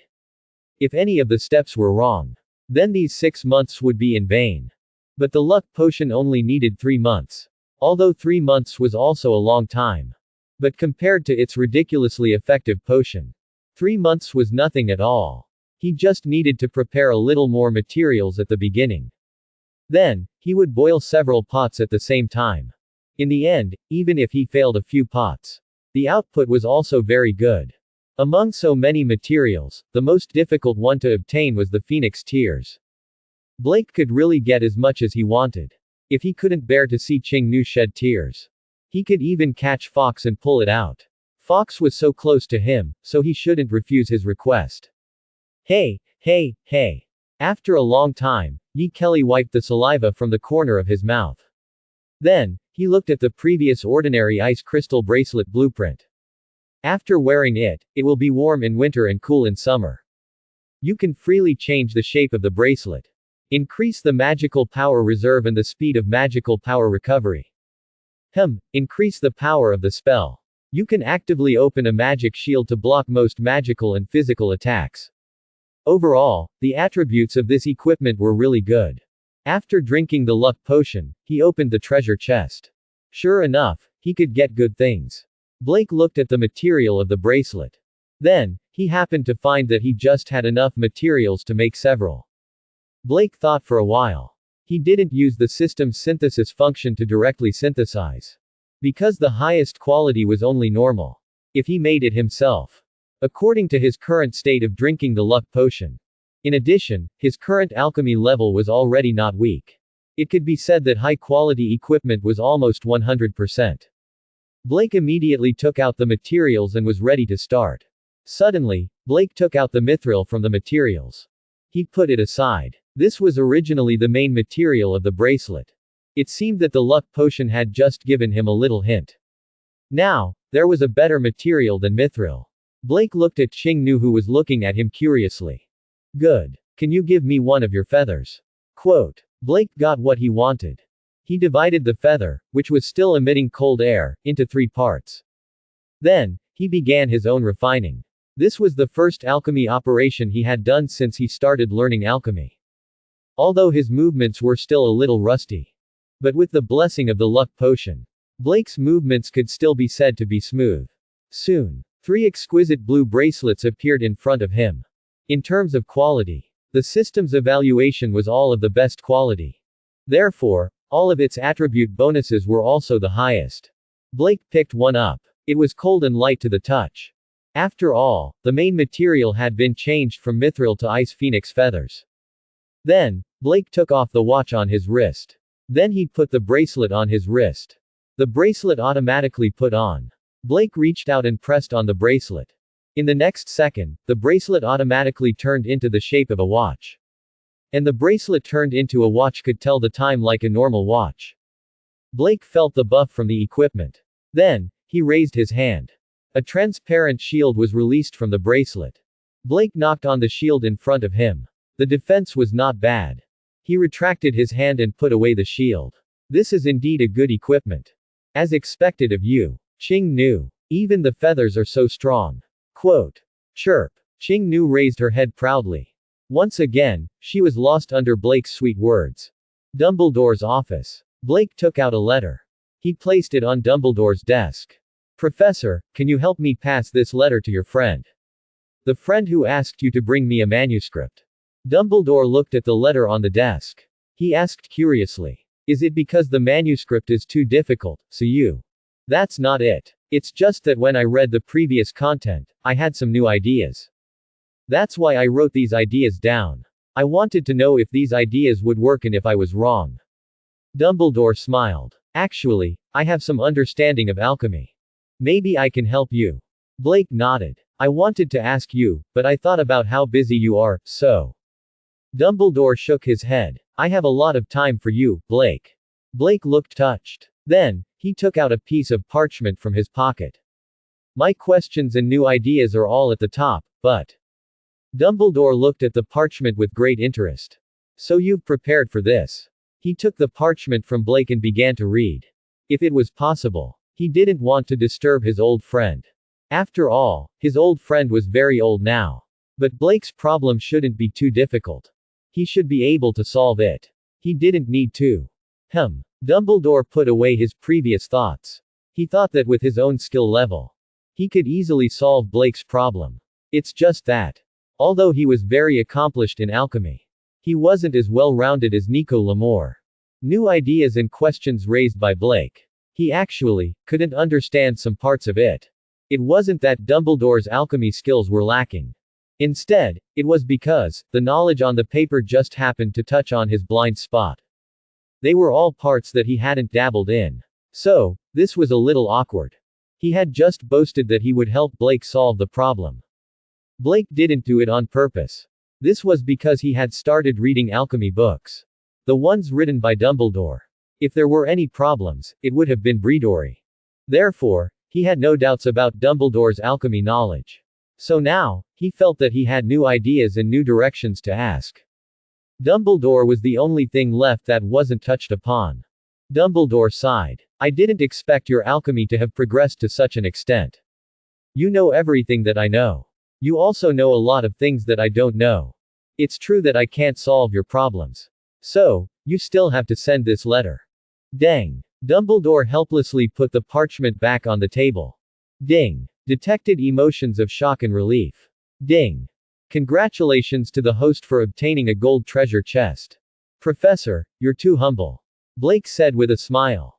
Actually, he now deeply understood the importance of alchemy. So, he wrote to Nico Lamore to ask questions. On one hand, he wanted to speed up his alchemy progress. On the other hand, he wanted to find a way to get closer to Nico Lamore. If there was anyone in the world who could make his alchemy proficient, it would be Nico. Other than the accumulation of time, there was also the system's reward. Only Nico Lamore could do it. If possible, Blake hoped that the Philosopher's Stone wouldn't be destroyed. Because if that happened, Nico Lamore would die within 2 years. It would be a pity if such a legendary alchemist died just like that. At least, he had to wait until he finished leveling up. The most important thing was, as the pinnacle of alchemy, the Philosopher's Stone. It was carelessly destroyed just like that. Was it really not a pity? Dumbledore didn't know that Blake had already set his sights on the Philosopher's Stone. He gladly agreed to help Blake transfer the letter 450 times to his old friend. When Blake left the principal's office, he knew that he had achieved his goal. As a freshman who was only 11 years old, he could have such a level of alchemy. Blake didn't believe that Nico Lamore wasn't interested in him. At the very least, even if the contents of his letter couldn't move him. But he still stuffed an ice crystal bracelet in the envelope. It was one of the 3 bracelets that Blake made that night. It was the best alchemy equipment that Blake had made at this stage. Blake was 100% sure that he could attract Nico Lamore's attention. If he was lucky, he might even be able to obtain a diamond treasure chest from him. Blake walked to the common room of Hufflepuff. While thinking about how to keep the Philosopher's Stone, he also thought about how to save Nico Lamore's life. Hey, why do you look so distracted? Quote. Cassandra was holding a book in her hand. Obviously, she had just finished class. Next to her were a few girls from Slytherin who had been walking with Cassandra. After seeing Cassandra stop Blake, they all giggled and walked away. Oh, nothing, I'm thinking about something, Blake said. Oh, thinking about how to do bad things again? Cassandra asked casually. What are you talking about? What are you talking about? Everyone knows that I'm an honest Hufflepuff. How can I do bad things? Quote. Blake looked around a little guiltily. Do you believe your own words? Do you want me to tell the professors how many good things you've planted? Quote. No, it's how many good things we've planted together. If you tell them, we'll be finished together, Blake said with a smile. Who'll be finished with you? Haha, let's not talk anymore. I'm still a little heavy. Blake waved his hand. Then he quickly left. Cassandra stood there and looked at his back suspiciously. Blake did have something on his mind. From getting the map of the magical animal habitat, he had been thinking about catching some magical animals. However, because he had been occupied by other things before, so he hadn't been able to do it. So tonight, he had to go to the Forbidden Forest to get some goods. Before the Pokeball was made, he decided to get some small ones first. But useful magical animals. These would be easier to tame. Those that only knew how to act cute were not bad. If they could act cute, they could be used to attack treasure chests at the right time. For example, Dabao. Should I get a suitcase like Newt? But Dumbledore hasn't let me do that. Forget it, let's wait for the Pokeball. At this time, Fox's shadow passed over the castle. He had 2 letters in his mouth. One of them was from Blake. At night, Blake stuffed his completed transfiguration thesis into his bag. Then he stood up and prepared to go out. Blake. Where are you going? Quote. I'm a little hungry. I'm going to the kitchen to find something to eat. Help me bring 2 pumpkin pies. Help me get a piece of fried steak. And 2 cups of pumpkin juice. Quote. Thank you, Godfather. under the grateful gazes of Blake's two lazy roommates in the dormitory. He left the dormitory. Da Bao, on the other hand, turned over in his small bed and continued to sleep. In just a few days, it had been fed by the senior sisters in the academy. Blake snapped his fingers when he walked out of the door. Pa. Baker's figure appeared in front of Blake. You should have heard what they want. Baker nodded. Pretend to be a school elf and help them deliver some. I'm going out to do something. Yes, young master. Baker snapped his fingers and disappeared. Blake left the common room directly. Then, while the sky was not completely dark, he sneaked out of the castle quietly. Because there was no curfew yet. So he was too lazy to be invisible. Anyway, Dumbledore knew that he often went to Hagrid for tea. But he did want to go to Hagrid for tea. And ask Hagrid, the invisible tycoon. Do you have a unicorn horn? Because it was one of the necessary materials to make a lucky potion. A material to make a lucky potion. Because it could be easily obtained in the Forbidden Forest. So he planned to catch magical animals. Then he would collect it. He had the most troublesome phoenix tears. The second troublesome thing was the unicorn horn. He didn't want to kill a unicorn for it. The unicorn horn on the market. A large part of it came from unicorns that died of natural causes. Of course, there were also poachers who directly killed unicorns and cut off their horns. But that kind of source was usually in Overturn Alley. Hagrid had been at Hogwarts for so many years. She must have seen a dead unicorn. So it was possible that she had a unicorn horn. Of course, it wasn't surprising that she didn't. After all, she was a fierce person who could knit unicorn hair into a cushion or a rag. It was also possible that she didn't know or didn't care about the unicorn horn. It was like burying the unicorn's carcass and accessing all the settings. Blake didn't notice that he had just walked out of the castle gate. Then, another figure walked out of the door. Hagrid. Blake knocked on the door of Hagrid's hut. Then Blake heard Hagrid's hut. There was a hound barking. Hagrid opened the door. Ah. Blake. Come in. Quote. Yeah. Back. Quote. Blake walked through the door and immediately saw the ferocious look on his face. But in fact, it was a dog as timid as a mouse. Yeah. Blake ignored its barking and stroked the dog's head. Love horse kills chicken. Woof. Yeah immediately lay on the ground. He was so happy that his dog eyes rolled back. Oh, this. Hagrid looked at her dog in surprise. I know a bit of magical animal massage techniques. Don't worry, it's just too happy. It'll be fine in a while. Blake said calmly. Ha. Is there such an interesting massage technique? Quote. Can you teach me? Of course. Hagrid. We are good friends. Blake said with a smile. Then, Blake explained a little about how to use magic to make certain glands in the animal's body vibrate. Then he was interrupted by Hagrid, who was dizzy. Ah, this is too difficult. I don't think I can master it. You have a lot of ways to deal with magical animals. Hagrid continued to pour tea for Blake. It's all knowledge I read in books, and then I figured it out myself.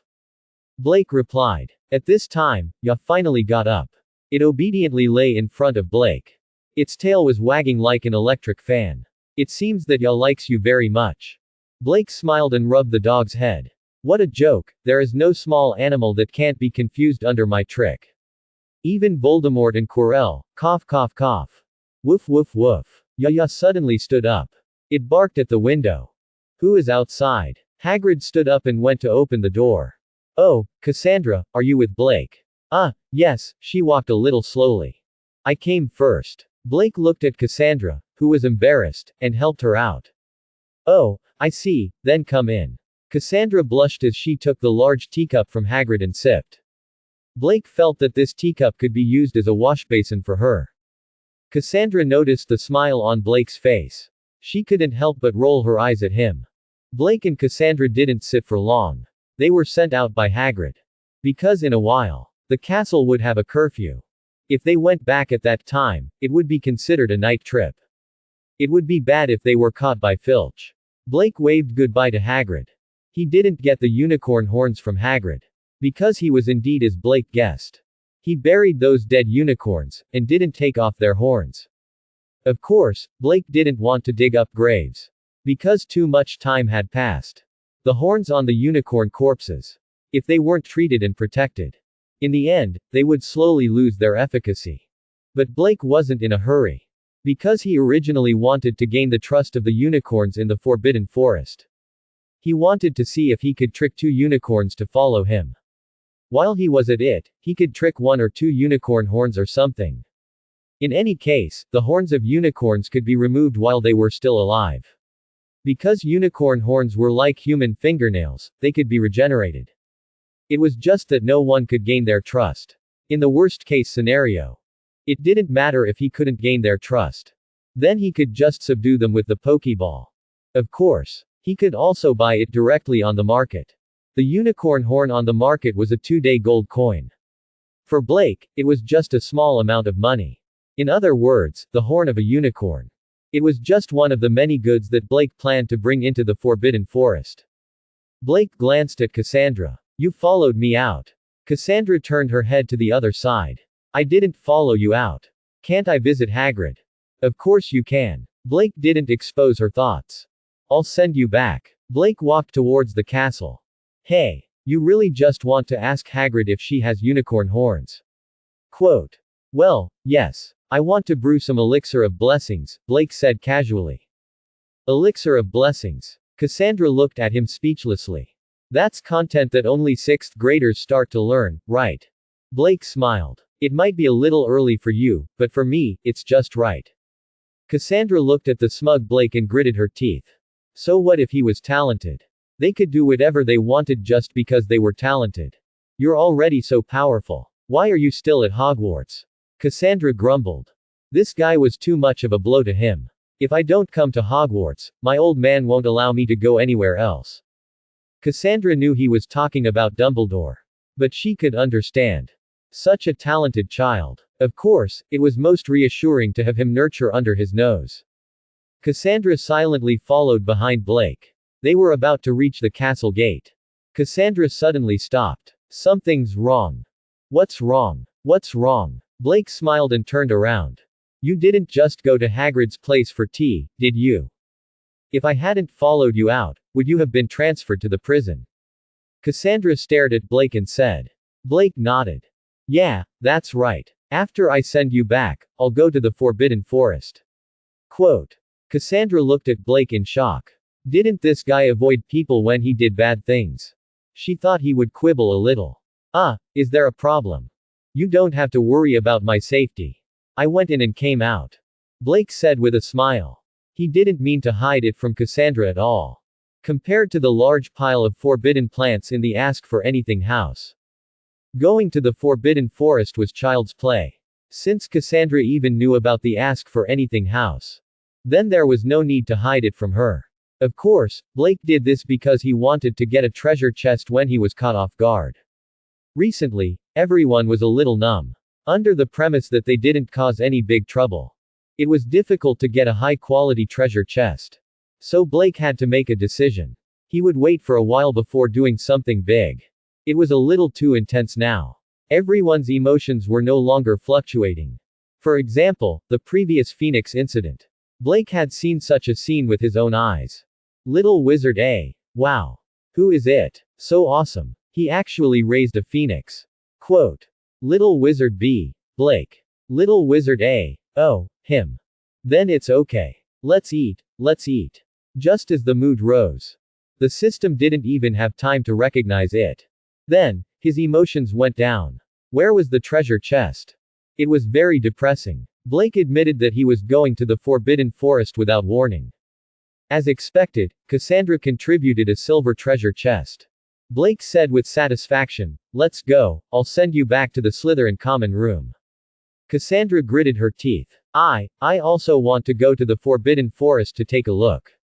Blake looked Cassandra up and down in surprise. Are you an undercover agent sent by Gryffindor to Slytherin? Are you that brave? You're from Hufflepuff and you dare to talk about me. Blake shook his head. No, it's inconvenient for me to bring you along. Without Cassandra, he could turn into an animal and walk through the forest. But with Cassandra, his speed would be as slow as the ocean. Whatever you say, I didn't ask you to take me. Cassandra turned and walked in the direction of the Forbidden Forest. Hey, if you can, I can too. No, you can't. I can. Okay, Then you go. I'll go first. Quote. After Blake finished speaking, he brushed past Cassandra and walked quickly to the cloud forest. Cassandra was dumbfounded. She thought that Blake would try to persuade her or give in and bring her along. What does he mean by leaving me behind? Do you really want me to go alone? Cassandra was taught a lesson by Blake. Cassandra looked at Blake's back angrily. If it was another guy, he would definitely bring her along. But this guy just turned around and left. Doesn't he care about people at all? You guy. Stop. Cassandra angrily chased after him. Blake accepted a golden treasure chest with satisfaction. Then he turned his head and smiled at Cassandra. What's wrong? What's wrong? You just leave me alone and go by yourself. Quote. Yeah, what's the problem? Didn't you say that you don't have to follow me and can do it by yourself? Quote. Blake patted Cassandra's shoulder and said with a firm look, you said you can do it, but I believe you. Come on. There's no danger in the Forbidden Forest, it's just that there are more eight-eyed giant spiders the size of carriages. After Blake finished speaking, he waved his hand. He left Cassandra behind again and walked into the Forbidden Forest. Stop right there. Quote. Cassandra heard that there were eight-eyed giant spiders the size of carriages. Her legs went soft, although she wanted to run back to the dormitory now. But, it was really annoying to be looked down upon by this guy. Blake ignored the exasperated Cassandra behind him. Another golden treasure chest. His heart was filled with joy. However, not long after, he heard another set of footsteps behind him. He turned his head to have a look. It was Cassandra. Although her face was full of fear. However, his unyielding gaze was still very firm. Why are you following me? You can actually go in from the path over there. Blake pointed to a small path over there. It was Hagrid's path. Okay. Generally speaking, it would be much safer to walk along that path. There's more than one path here. If you can walk this path, why can't I? What makes you think that I'm following you? Cassandra said stubbornly. Didn't you say you wouldn't bring me along? I'll just follow them myself. Let's see what you can do. When Blake heard this, he thought, good heavens, are you trying to cheat? Then, the corners of his mouth curled up. You have a point. Then, goodbye. Blake quickly turned to the back of a big tree. Cassandra gritted her teeth and quickly followed. Then, there was nothing behind the big tree, and Blake was long gone. Hey, come out. Quote. Where did you go? Don't scare me. Cassandra suppressed her fear and searched for a long time. She didn't see Blake either. Although Cassandra had always been stubborn and competitive. She was just a girl after all. The Forbidden Forest after nightfall. It was pitch black. It was gloomy everywhere. Cassandra associated it with the terrible legends in the Forbidden Forest. Then she thought of what Blake had just said. An eight-eyed giant spider as big as a carriage. The more she thought about it, the more scared she became. In the dark forest around her, it seemed that a giant spider could jump out at any time. Cassandra, who was getting more and more scared, couldn't hold it in anymore. She turned around and wanted to run back to the castle. What about the way back to the castle? Because she had been looking for Blake for a long time. Then the night grew darker, inside. She actually got lost. Cassandra was so anxious that tears welled up in her big eyes. Don't worry, be calm. Cassandra suppressed her fear and took out her wand. She pulled out the wand and held it in her palm. Show me the way. The wand turned automatically and pointed to the north. Cassandra was terrified. She just wanted to get out of the Forbidden Forest as soon as possible. Then she would settle the score with that tomorrow. Because she was terrified. So she didn't notice it at all. She was following the direction the wand was pointing. The wand's directional spell. It just pointed to the north. It was the same as a compass or a compass. But the castle was not in the north of the Forbidden Forest. 5 minutes later. It was only then that Cassandra realized the hopeless mistake. She suppressed her fear and wanted to correct the direction again. After walking around like that just now, Cassandra didn't know which direction the castle was in. Late at night, the forest was dense. She couldn't see the lights of the castle. At this moment, Cassandra wanted to force herself to calm down, but it was much harder than before. Just now, she just needed to find the right direction. In fact, there was still hope to get out of the Forbidden Forest. But now, she wanted to leave, but she didn't know the right direction. Walking around was definitely not a good idea. It would only get worse. And staying in the same place was even worse. Who knew what kind of terrifying dark creatures would pass by? She was only a first-year wizard.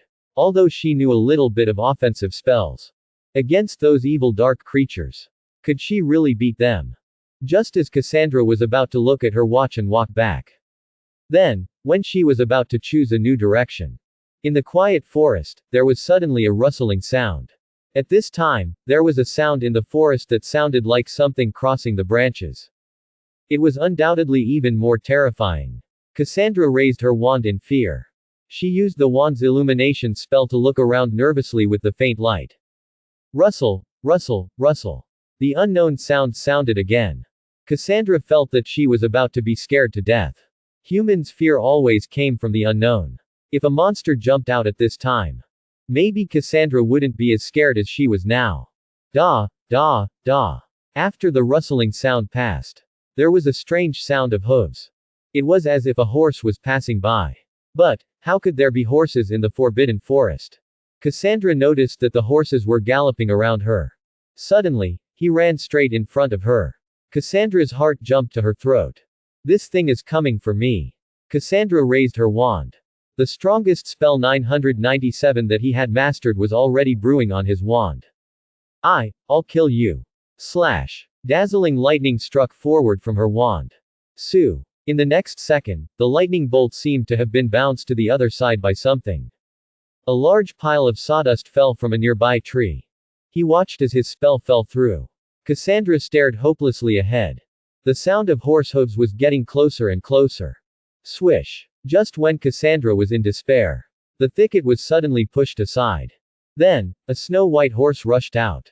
No, not a horse. Cassandra quickly noticed a long horn on the horse's head. And the familiar figure on the horse's back. A unicorn. Blake came back riding a unicorn. Cassandra looked at this scene in shock. But at the same time, her fearful heart instantly calmed down. It was as if she had finally found someone she could rely on.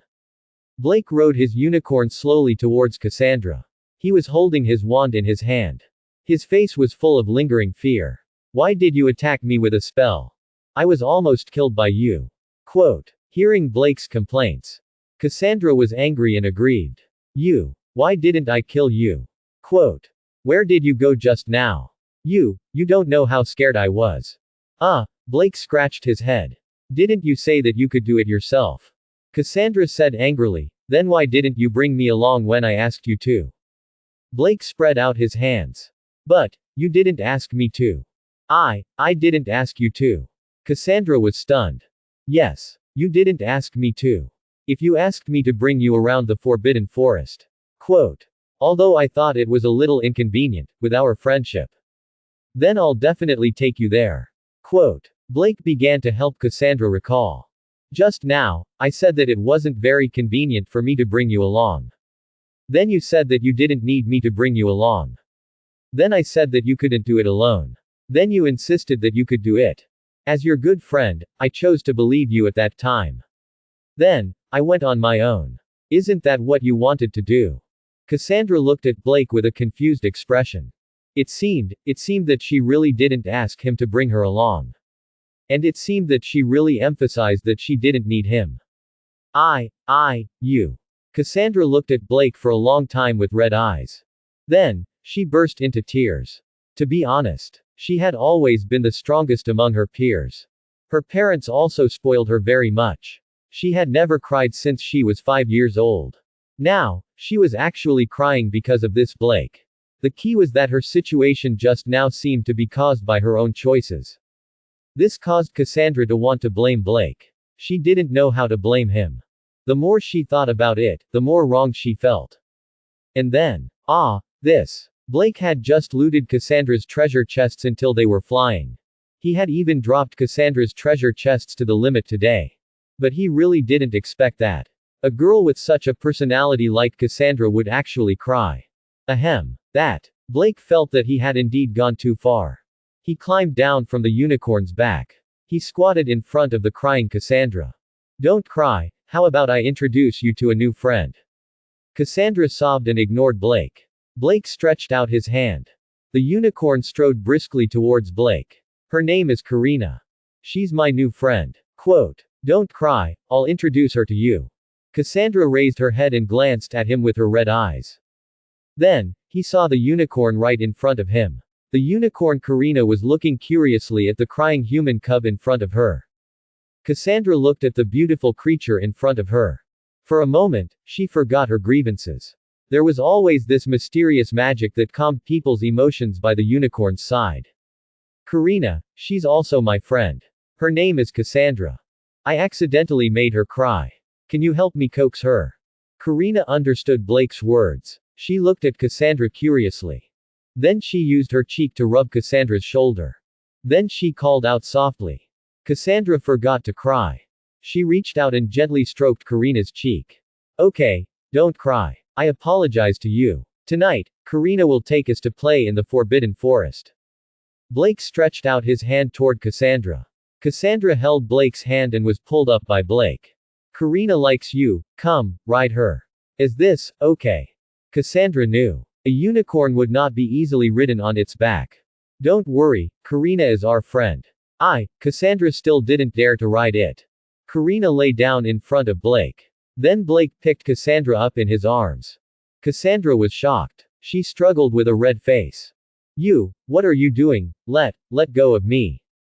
Then Blake carried her directly onto the unicorn's back. The unicorn Karina then stood up. Then it neighed softly. Blake jumped up and sat behind Cassandra nimbly. Then he stretched out his magic wand. Blake's unique illumination spell lit up. Let's go, Blake said mightily. After that, Karina stomped her feet and rushed out. Cassandra was startled by the sudden charge. Her body was thrown out by the violent inertia. Cassandra wanted to grab onto something. But there was nothing on the unicorn's back. She grabbed onto something lonely. But in the next second, she felt someone hugging her waist. Her body, which was almost thrown out, finally stabilized. Be careful, Karina's speed is very fast. Quote. The Forbidden Forest at night, if it wasn't so gloomy. It was actually very good. At least the air was very fresh. The cool night wind hit Cassandra's face. But it couldn't cool down her hot cheeks. She could even clearly feel the temperature of the person behind her. And the hand that was hugging her tightly. Stop! Blake suddenly yelled. Then, Karina stopped. Blake rolled down. Then he turned to Cassandra and said, come and see. See what I found. Quote. Cassandra looked down at her body. The unicorn was very tall. She didn't know how to get down. Blake walked over. Then, he picked her up and carried her down again. Cassandra was speechless. Look, there's a holly tree here. Quote. Cassandra had just recovered from her humiliation. What's so nice about holly? Ayo, look more carefully. What do you think those little guys on the tree are? Quote. Cassandra followed Blake's illumination spell. Then, as expected, he saw some small things hidden on the branches. These little things looked almost exactly like the branches and leaves of trees. However, they all had a pair of big, black eyes. If one didn't look carefully, he really couldn't tell. Bowtruckle! Cassandra exclaimed. That's right. I didn't expect you to know this little guy. Blake said excitedly. Then, he took something out of his pocket. I've seen it in a book before. What are you looking for? Blake finally found a small cloth bag. Of course it's a country bumpkin. I remember that I prepared it. Quote. Any tree with a bowtruckle can be used to make a magic wand. We just need to offer them some country bumpkins or fairy eggs. These little guys will be able to quiet down. Then we can take advantage of this opportunity to take some of the wood. As Blake spoke, he poured the field from the cloth bag into his hand. Then, he raised it high. After the bowtruckles in the book saw the country bumpkins. The figure that was originally hiding shyly in the tree. They all began to get restless. As the first one slowly climbed down. Then the second one. Don't be nervous, Cassandra, don't be afraid. Any violent movement might scare these little things away. Of course, it's also possible to anger them, and then they'll use their long fingers to teach you a lesson. Cassandra heard these words. She didn't even dare to breathe loudly. She was afraid of angering these little guys. Blake looked at these little guys who were shy from the beginning. Later, they became bolder. One by one, they lined up to eat the country bumpkins. After a while, more than half of the country bumpkins in Blake's hand disappeared. When the last bowtruckle finished eating a country bumpkin, suddenly, there was a sound on the tree. Then, two bowtruckles climbed down. They carried a branch that was about 50 centimeters long and as thick as an arm and handed it to Blake. Blake smiled and said, "Thank you." Then, he took the thick branch of holly wood. This was a material that could be used to make a magic wand. It was not cheap. Just as Blake turned to leave, an 8-inch tall bowtruckle climbed up Blake's sleeve. Then, it gestured for a while. "You want to come with me?" Blake remembered that the book said so.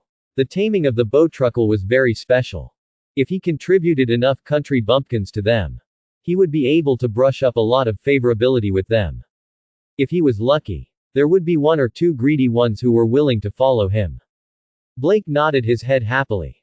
"Okay, then you can come with me." The bowtruckle was a very useful little guy. It was born to sneak in and pick locks. If you encounter a lock that you can't open with magic in the future, and you happen to have a bowtruckle, then no lock will be able to stop you. Cassandra looked on in amazement. She actually knew that the taming conditions of the bowtruckle were very harsh. She didn't expect that after Blake fed it for a while, immediately, a bowtruckle wanted to follow him. Could it be that all the people in Hufflepuff had this kind of talent for getting close to magical animals? Just as Cassandra was surprised and envious, suddenly, all the bowtruckles on the tree jumped down. Then, they swarmed onto Blake's body. "Ah!" Cassandra cried out in horror. Then, she quickly pulled out her magic wand. She thought that these bowtruckles were going to attack Blake. Blake waved his hand. Don't do it, actually, they all want to follow me." Cassandra held her magic wand and looked at Blake in shock. "They all want to follow you." Cassandra looked at the dozens of bowtruckles and felt numb.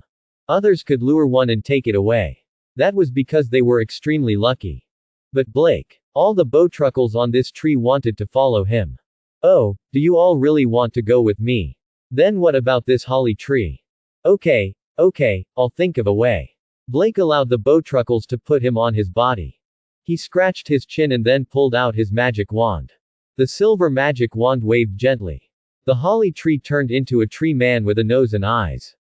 The tree man rose from the ground and stood quietly in front of Blake. Transfiguration. Cassandra looked at Blake with a complicated gaze. His shapeshifting technique had already reached such a level. The gap is getting bigger and bigger. I even said that I wanted him to be my opponent. But now, Blake waved his magic wand again. The tree man slowly floated up and changed back into the form of a big tree in the air. Thanks for watching. Please subscribe and support our channel.